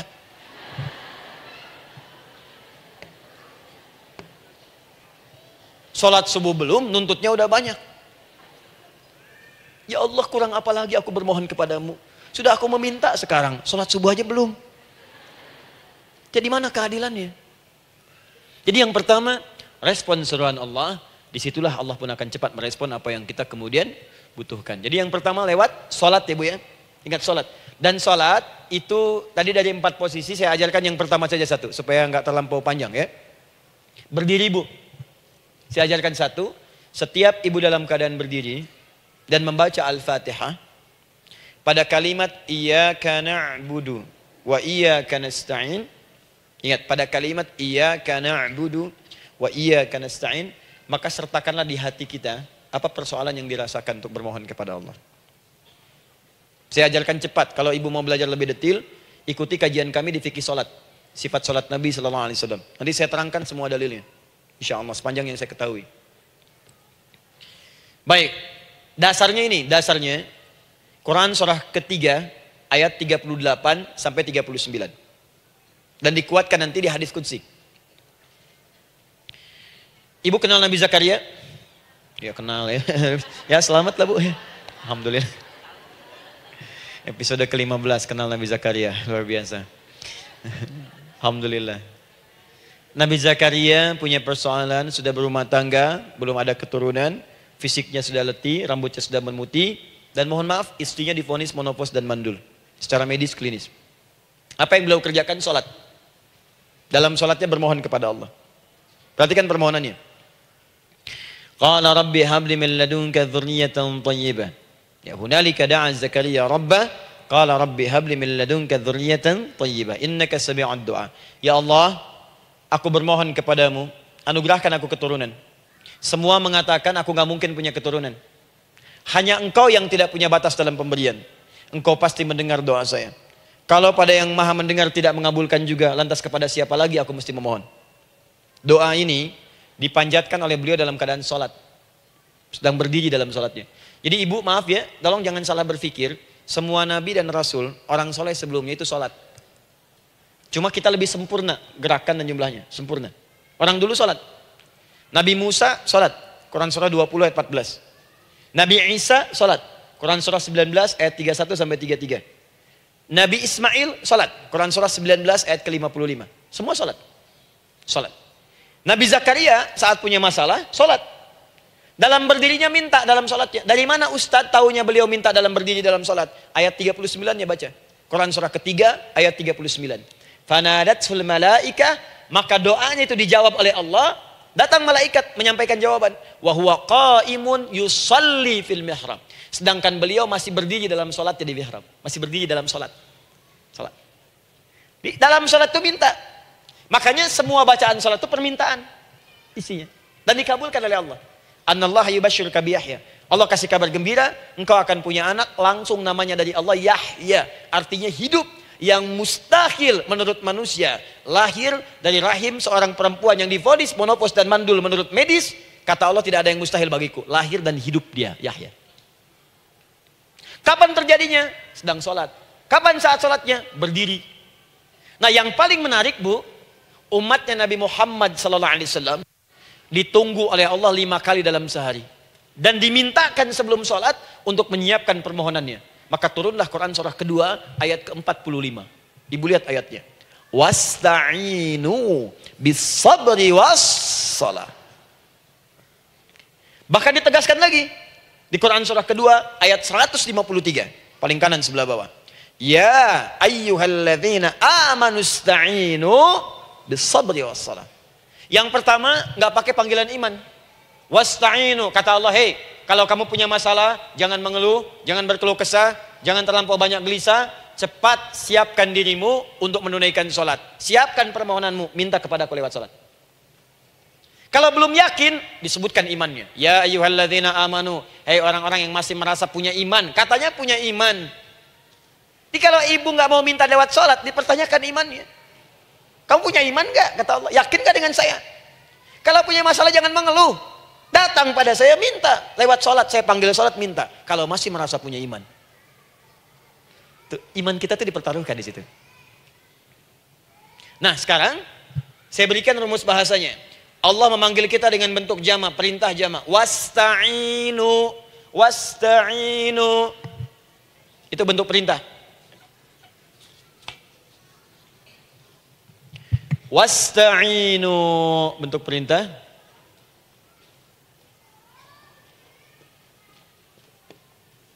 Wasta'inu.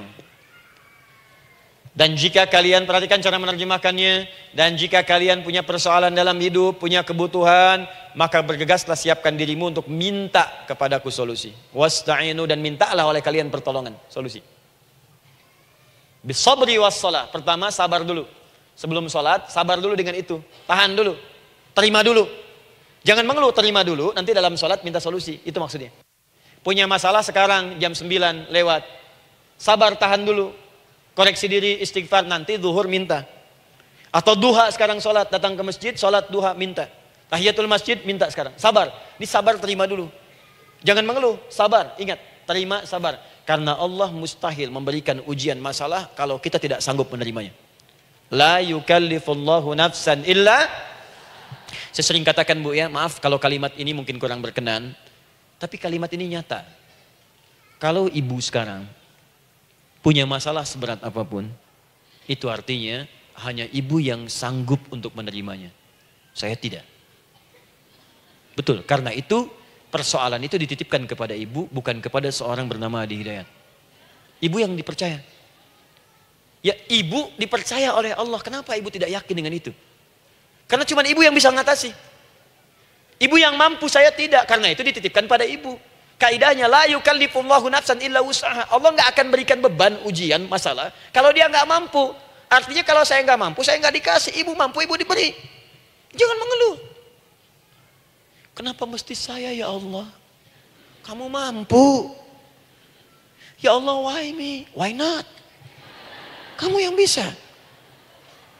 Nah sekarang, wassalah setelah terima itu, tapi juga jangan terlampau kepedean. Memang cuma saya yang mampu ya, bikin status. Kemudian sholat, kita akan katakan, ya Allah, Engkau perintahkan saya untuk minta tolong. Sekarang saya akan minta kepadamu. Lalu kita katakan, maaf ya Allah, saya sekarang punya masalah, saya ingin bermohon kepadamu, saya ingin minta kepadamu ya Allah, saya mohon ya Allah. Maaf Bu ya, maaf ya, sebentar. Ibu kalau punya masalah sedikit atau banyak? Banyak. Yang punya masalah ibu saja atau anak juga punya masalah? Kadang-kadang, bukankah anak yang punya masalah ibu yang minta? Bukankah suami yang punya persoalan ibu yang bermohon? Kan? Karena itu, kalau kita ingin memohon kepada Allah dengan persoalan yang kompleks mewakili yang banyak, maka pertama kalimatnya diawali dengan huruf na. Berarti kami, kita, semua. Jelas ya? Nah, ibu ingin robah kalimatnya minta tolong. Kata Allah, minta kepadaku pertolongan. Wasta'inu. Ibu ingin robah menjadi bentuk permintaan. Rubah kalimatnya menjadi nasta'in. Nasta'in. Nasta'in.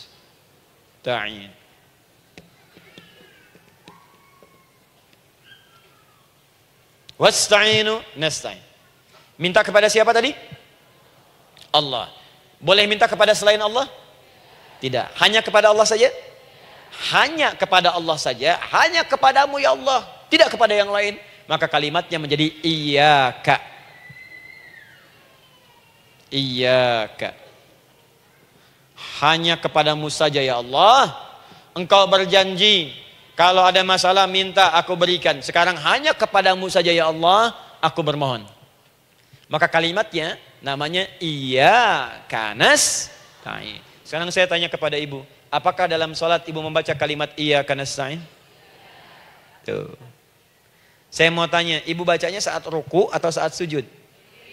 Berdiri. Gak ada orang ruku baca kalimat ini. Allahu Akbar, iyyaka na'budu wa iyyaka nasta'in. Berdiri. Iyyaka na'budu wa sekarang saya bacakan hadis qudsinya. Tersambung dari Nabi sallallahu alaihi wasallam. Qala Rasulullah sallallahu alaihi wasallam, qala Allah azza wa jalla. Allah langsung yang berfirman lewat hadis qudsi. Perhatikan bahasanya. Qasamtu shalah baini wa baina 'abdi. Saya bagi dalam salat itu dua bagian, antara hak aku dan hak hambaku. Wali 'abdi ma sa'ala. Dan jika benar hambaku menunaikan kewajibannya dengan baik, menjaga hak-hak aku, maka pada saat itu apapun yang dia minta dalam salat aku akan berikan. Apapun. Kapan itu terjadi? Perhatikan kalimatnya. Idza qala al-'abdu, kalau hamba mulai membaca dalam salatnya, alhamdulillahi rabbil alamin. Alhamdulillahi rabbil alamin. Qala Allah azza wa jalla, seketika Allah menjawab, hamadani 'abdi, hambaku sedang memujiku. Ibu ingat baik-baik Bu ya. Ingat baik-baik. Setiap ibu baca Al-Fatihah dalam salat itu Allah memperhatikan dan menjawab bacaan ibu. Tadi masih ingat ketika saya katakan wa idza sa'alaka 'ibadi anni fa inni qarib, Allah itu dekat. Ya. Wa idza qala al-'abdu ar-rahmanir rahim, kalau hamba melanjutkan ar-rahmanir rahim, qala Allah azza wa jalla, Allah langsung menjawab athna 'alayya 'abdi, hambaku sedang menyanjungku. Wa idza qala al-'abdu maliki yaumiddin, ketika hamba berkata maliki yaumiddin, qala Allah azza wa jalla, Allah menjawab majjadani 'abdi, hambaku sedang mengagungkanku. Sekarang perhatikan kalimat ini. Wa idza qala al-'abdu, jika seorang hamba berkata, iyyaka na'budu wa iyyaka nasta'in, ya Allah, sekarang hamba sholat ibadah atas perintahmu. Dan hamba minta ya Allah, hamba punya masalah, hamba punya persoalan, dan kau janjikan minta dalam sholat. Qala Allah azza wa jalla, Allah jawab, hadza baini wa baina abdi, inilah perjanjian aku dengan hambaku. Wali abdi, kalau hambaku benar sholatnya sampai bacaan ini, masalah apapun yang dia minta sekarang aku akan kabulkan.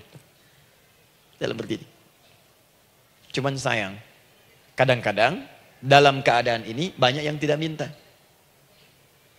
Maka caranya saya sampaikan yang pertama, kalau ibu sudah sampai ke bacaan ini, iyyaka na'budu wa iyyaka nasta'in, sertakanlah dalam hati ibu. Gak usah dilafadzkan. Sertakan ibu punya masalah apa. Atau secara umum minta solusi. Minta. Nabi itu kalau sholat, Nabi SAW kalau sholat, itu kalau baca ayat-ayat Quran, itu seringkali berhenti bu. Sering berhenti. Kalau dalam ayat doa, beliau berhenti, mohonkan dengan baik. Kalau ayat-ayat surga, minta supaya umatnya ke surga. Ayat-ayat neraka, mohon supaya umatnya dibebaskan dari neraka. Minta. Kesaksiannya banyak. Hudzaifah al-Yamani pernah sholat di belakang Nabi, begitu. Abdullah bin Mas'ud radhiyallahu ta'ala anhu sholat di belakang Nabi, begitu. Ubay bin Ka'ab radhiyallahu ta'ala anhu sholat di belakang Nabi, begitu. Di kesaksian mereka sama semua. Makanya seringkali itu nggak sadar, enak sholat dengan Nabi itu. Nyaman. Kalau baca ayat surga seakan-akan pengen cepat ke surga. Kalau baca ayat doa berdoa, jadi nggak sadar. Rakaat pertama 100 ayat aja Al-Baqarah. Ya, kadang-kadang lewat ke Ali Imran. Pernah rekornya 5 juz 4 halaman, An-Nisa ayat 176 baru berhenti. Ya walaupun besoknya nggak pada ikutan lagi. Ya, karena merasa ini kapan rukunya gitu, sekarang atau nanti, sekarang atau nanti. Tapi enak. Nah saya ajarkan satu hal, kalau kita sampai pada bacaan Al-Fatihah tadi, jeda sejenak bu, rasakan itu, minta. Minta. Setelah itu, Allah ajarkan satu lafaz, kalau lafaz ini benar dibacakan oleh ibu, benar dibacakan, maka seketika doa akan dijawab. Langsung dikabulkan. Apa bacaan itu? Nanti dalam pelajaran selanjutnya kita akan bahas ya, insya Allah. Masih ada waktu? Oh ya, kalau masih kita bahas ya. Masih. Ada sesi mau jawab pertanyaan dulu, diskusi dulu, atau saya teruskan sebentar? Teruskan ya. Baik, kalau kita sampai jam 10, saya jeda sampai ke 9.45. Jadi 15 menitnya kita bisa diskusi ya. Baik. Apa lafaz yang kita bisa mohonkan? Teruskan ayatnya. Ihdinas siratal mustaqim. Ihdinas siratal mustaqim. Ihdinas siratal mustaqim. Ini Bu, nanti Ibu lihat dalam kajian tafsir yang kami sampaikan, juga dalam kajian fikih salat saya bahas dengan detail. Di sini singkat saja, singkat padat. Ihdina itu, ya Allah berikan kami hidayah, berikan kami jalan, berikan kami petunjuk, tunjukkan kami jalan yang lurus. Kalimat ihdina asalnya dari kata hidayah. Hidayah, jamaknya hudan. Ihdina, berikan kami hidayah, berikan kami hudan. Kalau tunjukkan kami jalan yang lurus, itu terjemahan Bu. Terjemahan. Kalau ibu ingin makna tafsir per huruf, per kalimat, bahkan per harokat, itu semua ada maknanya. Karena semua kalimat Quran itu mukjizat. Ihdina dari kata hidayah, hudan, berikan kami hidayah. Hidayah dalam bahasa Arab itu banyak maknanya. Bisa solusi dari semua persoalan. Bisa jalan menuju kemudahan. Bisa kesuksesan. Bisa petunjuk, banyak. Kalau dikumpulkan namanya hudan. Hudan. Makanya Al-Quran disebut hudan, karena di Quran ada semua. Solusi ada, petunjuk ada, kemudahan ada. Dzalikal kitabu la raiba fi hudal. Al-Quran hudan. Syahrul Ramadan alladzi unzila fihi al-Quran hudan linnas. Isi Quran semua hudan. Di situ ada solusi. Di situ ada petunjuk. Di situ ada kemudahan. Kalau kita ingin minta semua itu, kalimatnya dikatakan fi'il amr lit talab, permohonan dalam bentuk kalimat permintaan. Ihdina, berikan kepada kami hudan. Kalau sudah mengatakan ihdina artinya minta solusi, minta kemudahan, minta petunjuk. Jadi ketika ibu mengucapkan kalimat ihdinas siratal mustaqim, itu artinya ya Allah berikan kepada kami solusi dari masalah yang sedang saya hadapi. Berikan petunjuk dari persoalan yang sedang saya jalani. Berikan kemudahan ya Allah dari kesulitan yang tengah saya hadapi. As-siratal mustaqim, yang lurus, yang gampang. Karena jalan yang gampang itu lurus, gak berkelok Bu. Langsung ke tujuan. Saya mau ke sini jalannya belok-belok, gak langsung, kan gak enak. Ibu mau ke satu undangan, jalannya belok sini, belok sini, belok sini, belok sini. Kelokan 9, kelokan 7, kelokan 8. Ya. Kan rasanya berliku. Ibu ingin mendapatkan solusi, tapi dilempar-lempar. Ke sini dulu, berkelok. Sini dulu, sini dulu, sini dulu. Kenapa gak ibu lurus dapatkan langsung? Dalam bahasa Arab, apalagi kalimat yang fasih, mendapatkan sesuatu dengan gampang, dengan mudah. As-siratal mustaqim, lurus ke tujuan, cepat, mudah. Apalagi ke surga nanti, tunjukkan kami jalan yang lurus, yang benar, hak dari Allah dan mudah didapatkan. Itu maksudnya. Ini bukan sekedar tunjukkan jalan yang lurus, solusi yang mudah, yang gampang, yang cepat. Paham di sini ya? Seperti orang-orang dulu mendapatkannya. Siratal ladzina an'amta 'alaihim. Seperti orang dulu mendapatkan semua kenikmatan ketika mereka bermohon kepadamu ya Allah. Siapa mereka? Ada 4 golongan disebutkan di Quran surah keempat ayat 69. Ada para nabi, orang-orang jujur siddiqin, para syuhada dan orang-orang soleh. Ya, wa may yuti'illaha wa rasul fa ulaika ma'al ladzina an'ama Allahu 'alaihim minan nabiyyina was-siddiqina wasyuhada was-sholihin. Para nabi dulu berdoa, ya Allah, saya ada masalah dikabulkan. Kita minta ya Allah, sekarang saya berdoa, tolong kabulkan seperti nabi-nabi dulu dikabulkan. Nabi Ayub sakit berdoa dikabulkan. Kita sakit dikabulkan. Nabi Ibrahim ada ujian dikabulkan. Nabi Ibrahim punya ujian dengan anak. Kita ada ujian dengan anak, minta dikabulkan. Anak-anak berselisih, ada yang dendam, yang iri. Seperti anaknya Nabi Yakub. Nabi Yakub berdoa dikabulkan, kita minta dikabulkan. Ada syuhada, berdoa dikabulkan, kita minta dikabulkan. Orang soleh berdoa, minta dikabulkan, kita minta dikabulkan. Ya Allah, seperti engkau kabulkan doa orang-orang dulu yang melahirkan nikmat, mohon kabulkan kami yang minta sekarang dan mendapatkan kenikmatan itu. Itu maksudnya. Ya, siratal ladzina an'amta 'alaihim. Siapa an'amta 'alaihim di sini? Ulaikal ladzina an'amallahu 'alaihim. Sama persis kalimatnya. Minan nabiyyina was-siddiqina wasyuhada'i was-sholihin. Jadi jangan diartikan sebatas terjemahan. Walaupun di musim haji sekarang itu bisa dipakai. Saya tugas 2010 di Mekah. Ada jemaah kesasar, lupa maktab. Kemudian ingin balik, nggak tahu jalan. Dia ketemu askar. Askar nggak bisa bahasa Indonesia, dia nggak bisa bahasa Arab. Tapi dia hafal Al-Fatihah. Datang kepada askar, dia tunjukkan gelangnya. Pak, ihdinas siratal mustaqim. Tunjukkan saya jalan yang lurus. Ikutin gelang. Askar nggak bisa bahasa Indonesia. Dikasih bahasa Arab nggak paham-paham. Tapi askar ini pun cerdas. Dia tunjuk, dia lihat gelangnya. Oh, maktab sana. Siratal ladzina an'amta 'alaihim ghairil maghdubi 'alaihim waladdallin. Lurus, jangan belok-belok. Kalau belok nanti engkau tersesat atau dicaci maki orang. Maghdub ya dicela orang. Dhalin tersesat, kan? Jangan dicela, jangan sesat, lurus. Tapi kalau dalam berdoa dalam sholat minta di hati hadirkan. Jelas ya? Itu posisi pertama. Jadi pertama minta lewat sholat. Yang kedua cepat rajin istighfar, Bu. Saya cepat ya, rajin istighfar. Masih ada 7 menit lagi. Ibu rajin istighfar. Astaghfirullah, astaghfirullah, astaghfirullah, astaghfirullah. Itu yang paling singkat. Astaghfirullahaladzim, astaghfirullahaladzim, astaghfirullahaladzim. Itu yang menengah. Astaghfirullahaladzim, alladzi la ilaha illa huwal hayyul qayyum wa natubu ilaihi. Astaghfirullahaladzim, alladzi la ilaha illa huwal hayyul qayyum wa natubu ilaihi. Astaghfirullahaladzim, alladzi la ilaha illa huwal hayyul qayyum wa natubu ilaihi. Itu yang cukup panjang. Ibu rajin istighfar. Orang yang rajin istighfar itu diantara yang disebutkan dalam riwayat-riwayat adalah orang-orang yang cepat dijawab doanya. Hanya dengan istighfarnya. Jadi dia tuh punya keinginan, dia nggak katakan. Jadi keinginan di benaknya dia, terus dia istighfar. Astagfirullah, astagfirullah, astagfirullah. Itu kalau benar rajin istighfar, seketika dikabulkan. Cepat. Ada seorang yang hidup, ini tukang roti. Di zaman Imam Ahmad bin Hanbal. Saya pernah kisahkan ini di beberapa keadaan. Orang ini, itu ahli istighfar. Jadi maaf ya Bu ya, bukan istighfarnya pas ada keperluan aja, bukan. Ada ta'lim Ustaz Adi, sab pertama, astagfirullah, astagfirullah, astagfirullah, bukan. Besok ada arisan, astagfirullah, astagfirullah, bukan. Jadi bukan ada keperluan, istighfar bukan. Orang ini membiasa istighfar. Jadi setiap mengerjakan apapun dia istighfar. Mau minum, bismillah, astagfirullah, astagfirullah. Dia setiap buka adonan, astagfirullah, astagfirullah. Nah satu ketika, Imam Ahmad itu nggak tahu kenapa, pengen datang ke daerah itu.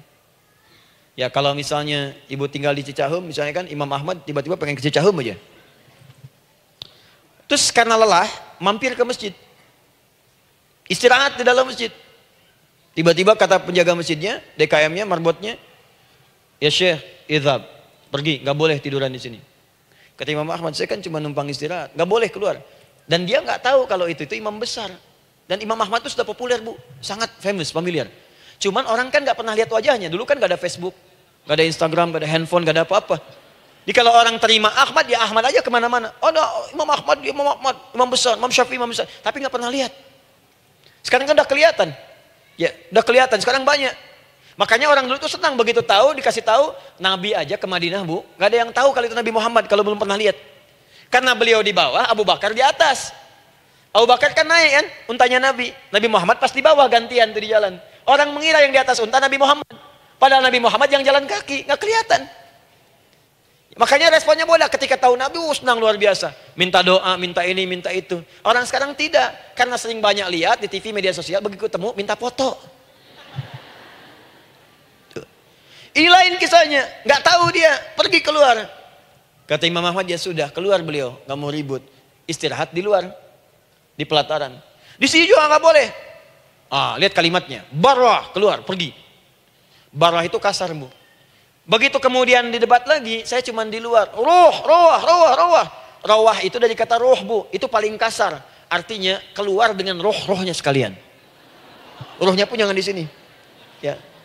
Jadi kalau ibu nanti di Masjidil Haram misalnya kan, ada kalimat itu artinya kesel, Bu, askarnya. Ya. Keluar. Misalnya, idza bi anti. Enggak mau, saya mau di sini. Ya. Barwa, pergi. Sampai ke rawah dengan roh-rohnya. Itu artinya ibu disuruh pergi. Ya, bukan jangan mengelak lagi. Rawah. Saya bukan rawah, saya rohayati. Suruh pergi. Pergi. Imam Ahmad pergi tuh akhirnya. Pergi, di jalan kelihatan ada tukang roti tadi. Begitu kelihatan capek lah dipanggil, Syekh, kayaknya lelah istirahat di sini. Dan tukang roti pun nggak tahu kali itu Imam Ahmad. Begitu istirahat, duduk, kelihatan Imam Ahmad setiap buka adonan, astagfirullah. Bikin lagi, astagfirullah. Imam Ahmad tahu faidah itu. Tapi ingin menguji tukang roti ini, ditanya. Ya akhi, kamu ini kenapa setiap Anda menanam adonan itu, tepung itu, Anda mengucapkan istighfar, astagfirullah. Perhatikan jawabannya. Wallahi demi Allah, tidak pernah saya beristighfar dalam setiap aktivitas saya, kecuali Allah selalu mengabulkan doa yang saya mohonkan. Di setiap minta, astagfirullah, itu dikabulkan. Cuman satu yang sampai sekarang belum terkabul. Apa itu kata Imam Ahmad? Saya ini selalu bermohon kepada Allah, ya Allah, mohon sebelum saya wafat atau setelah ia wafat, pertemukan saya ya Allah dengan Imam Ahmad bin Hambal. Sebelum saya yang wafat atau wafat Imam Ahmad. Kata Imam Ahmad, astagfirullah. Allahu Akbar. Itu mungkin yang memperjalankan saya kemari. Tiba-tiba pengen ke sini, sampai diusir keluar dari rumah Allah dari masjid, sampai di sini karena istighfar Anda. Sayalah Imam Ahmad bin Hambal. Astagfirullah. Imam Ahmad ke situ datang. Tolong jangan lakukan pada saya. Salah di hidayat ya Allah. Astagfirullah. Saya jawab lagi dari sana. La haula wala quwata illa billah. Ini istighfar. Nah, kapan istighfar yang baik? Istighfar yang baik dilakukan setelah tahajud sebelum fajar. Saya ulang ya. Setelah tahajud sebelum fajar. Dalilnya Quran surah ke-51 ayat 18. Baca dari ayat 15 sampai 18 ya. Jadi ibu kalau mau seperti itu, rajin tahajud dulu, Bu. Tahajud. Setelah itu biasakan istighfar. Itu latihan dulu, itu baru latihan. Ingat ya, istighfar menjelang fajar di waktu sahar, itu baru latihan. Astagfirullah. Nanti kalau sudah banyak latihan, ibu akan refleks. Mau duduk masuk mobil, astagfirullah. Duduk mau makan, astagfirullah. Ya, kadang-kadang ibu mau ambil handphone, astagfirullah. Itu refleks di lisan kita keluar. Ahli istighfar itu nggak direncanakan keluar di lisannya. Astagfirullah. Kalau sudah seperti itu, berbahagialah. Karena apapun kadang ibu inginkan, sepanjang itu ibu butuhkan, seketika dikabulkan. Ya. Yang ketiga, yang terakhir. Sudah 9:45, boleh sedikit? Ya, yang terakhir ya, terakhir. Jangan khawatir, setelah ini selesai. Jangan khawatir. Yang ketiga, ini amalan yang paling dahsyat. Jadi yang pertama minta dikabulkan. Yang kedua baru istighfar dikabulkan. Yang ketiga nggak ngapa-ngapain dijawab. Artinya baru terbersit, ada keinginan jawab seketika. Amalan yang ketiga ini adalah amalan yang dikerjakan karena cinta kepada Allah Subhanahu wa taala. Mahabbatillah, kecintaan kepada Allah. Amalan yang dikerjakan karena cinta kepada Allah Subhanahu wa taala. Amalannya mencintai Allah. Beda, Bu. Salat dengan cinta dibandingkan dengan salat karena memenuhi kebutuhan atau kewajiban saja, itu akan lain. Ibu kalau benar-benar mencintai Allah, maka dalam salat pun persiapannya akan beda. Saya beri contoh gini ya. Dari pakaian akan lain kata Al-Quran. Quran surah 7 ayat 31. Ya bani Adam khudhu zinatakum inda kulli masjid. Hei anak cucu Adam, kalau ada panggilan dari masjid, kenakan pakaian terindahmu. Di orang-orang yang mencintai Allah saat akan sholat, dia akan perhatikan dari pakaiannya. Jauhkan dari yang haram. Terus cari yang paling baik yang dia kenakan. Gak akan sembarangan. Kalau ibu pakai mukena juga cari mukena yang paling indah. Bukan karena pengen dilihat orang. Karena ingin Allah menyaksikan sholat ibu dalam keadaan yang sempurna. Wudu itu hati-hati gitu. Quran surah ke-5 ayat ke-6. Ya ayyuhalladzina amanu idza qumtum ila shalah faghsilu wujuhakum wa aydiyakum ilal marafiq wamsahu bi ru'usikum wa arjulakum ilal ka'bain. Dikala ada orang beriman mencintai Allah, mau salat dia mau wudu, wudunya enggak akan sembarangan, Bu. Cuman basuh. Ya, bagian kepala juga harusnya kepala, dia rambut, takut selesai. Sampai ke kaki cuma disodorkan di keran, beres. Itu sih anak kecil juga bisa. Orang ini lain. Dia akan pelan-pelan dilihat secara sempurna. Hati-hati, kerjakan karena Allah, karena ingin baik. Kalau orang sholat, hanya kebutuhan saja, maka yang penting dia takbir sampai salam selesai. Tapi ini tidak. Dia akan pelajari bagaimana Nabi mengajarkan sholat yang benar. Bagaimana bacaan saya benar. Dia belajar ngaji supaya benar bacaan Fatihahnya. Dia belajar dengan baik supaya khusyuk di dalam sholatnya. Dia pahami satu-satu. Apa artinya Allahu Akbar? Apa artinya Subhana Rabbiyal Azim? Apa artinya Subhana Rabbiyal A'la? Apa artinya Sami Allahu liman hamidah? Dipahami. Di begitu dia sholat dan baru takbir sudah paham isinya. Jika ada orang seperti ini, dia mengerjakan apa yang Allah perintahkan karena cinta dengan Allah. Dia berzakat karena ingin mencintai Allah. Dia berinfak karena cinta dengan Allah, bukan karena uangnya. Pokoknya kalau orang cinta itu, Bu, setiap pecinta dia akan memberikan apapun pada yang dicintai. Walaupun tadi minta. Dan pecinta itu sifatnya, kalau yang dicintainya senang sesuatu, akan otomatis ikut senang. Ibu misalnya senang ya dengan pasangan sebelum menikah. Pasangan senang kucing, ibu akan terpaksa senang kucing. Ibu cinta dengan anak, semua akan diikuti apa yang diinginkan. Seperti itu, cinta itu butuh pembuktian. Karena itu sering saya katakan pada akhwat ya yang belum menikah, yang masih muda-muda belum menikah, cinta itu butuh pembuktian. Jadi jangan percaya kalau ada orang yang bicara di lisannya nggak ada buktinya. Aku akan seperti Dilan membawamu dalam motorku. Katakan padanya, aku tak butuh dengan rayuan kata-katamu. Itu hanya angin surga. Yang kubutuhkan, tuliskan namaku di buku nikah kita. Wah, catat. Itu caranya.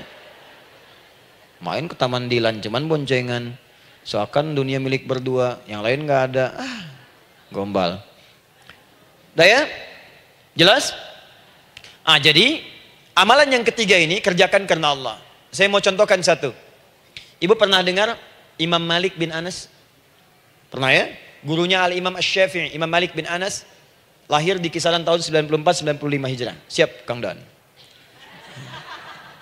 Baik, ini terakhir nih saya tutup nih. Benar-benar terakhir. Betul-betul. 10 menit lagi kalau ada nanti tanya jawab sedikit. Imam Malik ini, Bu, itu Masya Allah. Saking cinta pada Allah dan Rasul, itu tidak pernah, jangankan sholat. Dalam beliau memberikan fatwa pun akan mencari pakaian yang paling bagus. Paling indah. Dan beliau menjaga adab dalam menyampaikan kalimat Nabi pun itu luar biasa. Sampai satu kali pernah pakai jubah bagus, indah, ada lebah menyengat di kepalanya, sedang menyampaikan hadis, saking hormatnya terhadap hadis Nabi, lebah itu dibiarkan menyengatnya. Nggak mau memutus kalimat Nabi, hadis Nabi hanya untuk mengusir lebah, dibiarkan sampai tersengat. Apa yang Allah berikan kepada beliau? Allahu Akbar. Satu kali singkat, berdiskusi dengan muridnya Al-Imam Asy-Syafi'i. Kata Al-Imam Asy-Syafi'i, ya guru, setahu saya rizki itu dicari dulu baru dikasih. Imam Malik lebih tinggi ilmunya pada saat itu. Beliau tahu ada 8 jenis rizki. Ya Syafi'i, ada rizki yang tidak perlu dicari, Allah berikan. Wah, berdebat tuh sampai berpisah. Setelah itu secara singkat Imam Asy-Syafi'i lewat di kebun anggur sedang panen anggur besar. Tiba-tiba tergerak untuk membantu, datang ke situ bantu. Begitu selesai dikasih hadiah anggur banyak, besar-besar, indah, enak, gitu kan. Ketika diberi itu langsung senang beliau. Bukan karena anggurnya, karena merasa pendapatnya benar. Jadi begitu bekerja baru dapat. Dibawalah anggur ini diberikan pada gurunya. Perhatikan adabnya terhadap guru. Jadi kalau ibu adabnya bagus pada guru, keberkahan dapat, ilmunya pun menghunjam di jiwa. Imam Syafi'i nggak merasa benar, tapi memberikan sebuah jawaban dengan adab. Guru, tadi itu ada panen anggur, saya mencoba membantu. Begitu saya bantu dikasih anggur, dikencangkan kalimatnya. Begitu saya bantu dikasih. Dibantu dulu baru dikasih. Kalau saya nggak bantu, saya nggak dikasih. Apa jawab Imam Malik? Imam Malik tersenyum, tertawa. Tabassama dhahika. Masya Allah Syafi'i, bahasa kita. Tadi itu saya keluar, mau ngajar. Siang-siang terik begini saya kepikiran, ya Allah, kalau makan anggur yang enak-enak, enak banget sekarang ini. Ada anggur sekarang. Tuh. Murid berikhtiar, guru mendapatkan hasil. Setelah itu Asy-Syafi'i naik dan jadi bintang di zamannya, sampai kekinian pun luar biasa. Dan mendapatkan barakah gurunya, seperti gurunya dapatkan, muridnya pun meraihnya. Itulah 3 cara bagi kita untuk bermohon kepada Allah. Jika ingin dipercepat oleh Allah, bisa lewat salat, bisa lewat istighfar, bisa juga dengan menciptakan amalan-amalan, atau mengikuti amalan-amalan yang dicintakan atau ditujukan untuk mencintai Allah Subhanahu wa taala. Ibu bisa paham ini? Baik. Kemudian berdoa. Tapi yang jadi masalah, Ustadz ketika berdoa kok belum dikabulkan juga? Apa ciri doa dikabulkan? Seperti apa kita tahu doa kita dikabulkan? Itu mungkin kita bahas di episode yang berbeda insyaallah. Alhamdulillahi rabbil alamin. Ar-Rahmanir Rahim. Maliki yaumiddin. Iyyaka na'budu wa iyyaka nasta'in. Ihdinas siratal mustaqim. Siratal ladzina an'amta 'alaihim ghairil maghdubi 'alaihim waladdallin. Allahumma nahmaduka hamdan syakirin, hamdan na'imin, hamdan yuwafi ni'amahu wa yukafi'u mazidah. Ya Rabbana lakal hamdu wa lakal syukru kama yanbaghi li jalali wajhikal karim wa li 'azimi sultanik. Allahumma salli wa sallim barik ala rasulikal karim, nabiyyikal amin, sayyidina Muhammadin wa ala alihi wa sahbihi wa ummatihi ila yaumiddin. Allahumma rabbana yal ghafur rahim, la tada' lana fi maqamina hadha fi kulli maqamin dhanban illa ghafartah. Duhai Allah, kami bermohon kepadamu, Engkau yang maha pengampun, Engkau yang maha penghapus segala dosa. Kami mengakui kami berbuat salah, kami mengakui banyak dosa kami kumpulkan. Maka kami mohon kepadamu ya Allah, jangan biarkan ada satu orang pun berada di sekitaran majlis ta'lim ini, kecuali sebelum ia pulang Engkau telah ampuni segala dosa-dosanya. Engkau telah gugurkan dan hapuskan segala dosa-dosanya. Wala hamman illa farajtah. Ya Allah, jika ada satu orang pun di antara jamaah saat ini yang merasakan kegelisahan dalam hatinya, jangan biarkan dia meninggalkan area majlis ta'lim ini, kecuali Engkau telah tenangkan keadaan hatinya. Allahumma wala maridan illa syafaitah. Jika ada di antara kami yang tengah Engkau uji dengan penyakit seberat apapun, maka mohon angkat dan sembuhkan segala penyakitnya. Allahumma wala dainan illa qadaitah. Ya Allah, jika ada di antara kami yang berat hidupnya karena lilitan utang piutang, terjebak riba dan sejenisnya, maka mohon ya Allah dengan keikhlasan amalannya, mohon angkat dan berikan rizki limpah terlimpah kepada yang untuk melunasi utang-utang dan terbebas dari lilitan riba dan semacamnya. Allahumma ya arhamar rahimin. Allahumma tubna ilaika min kullil ma'asi. Ya Allah, kami ingin memperbaiki diri kami. Kami bertobat dari segala maksiat yang pernah kami kerjakan. Allahumma asli ahwalana ma yuqarribuna ila ridhak.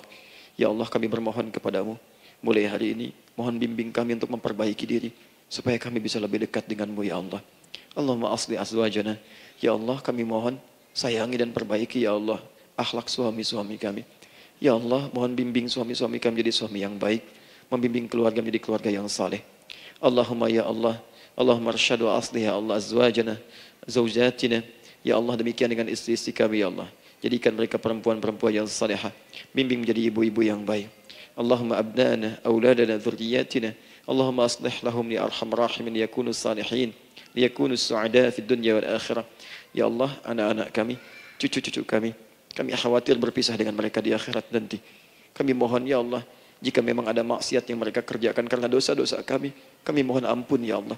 Perbaiki anak-anak kami, bimbing cucu-cucu kami ya Allah. Jadikan mereka anak-anak saleh, anak-anak yang bisa memberikan mahkota kepada kami di akhirat ya arhamar rahimin.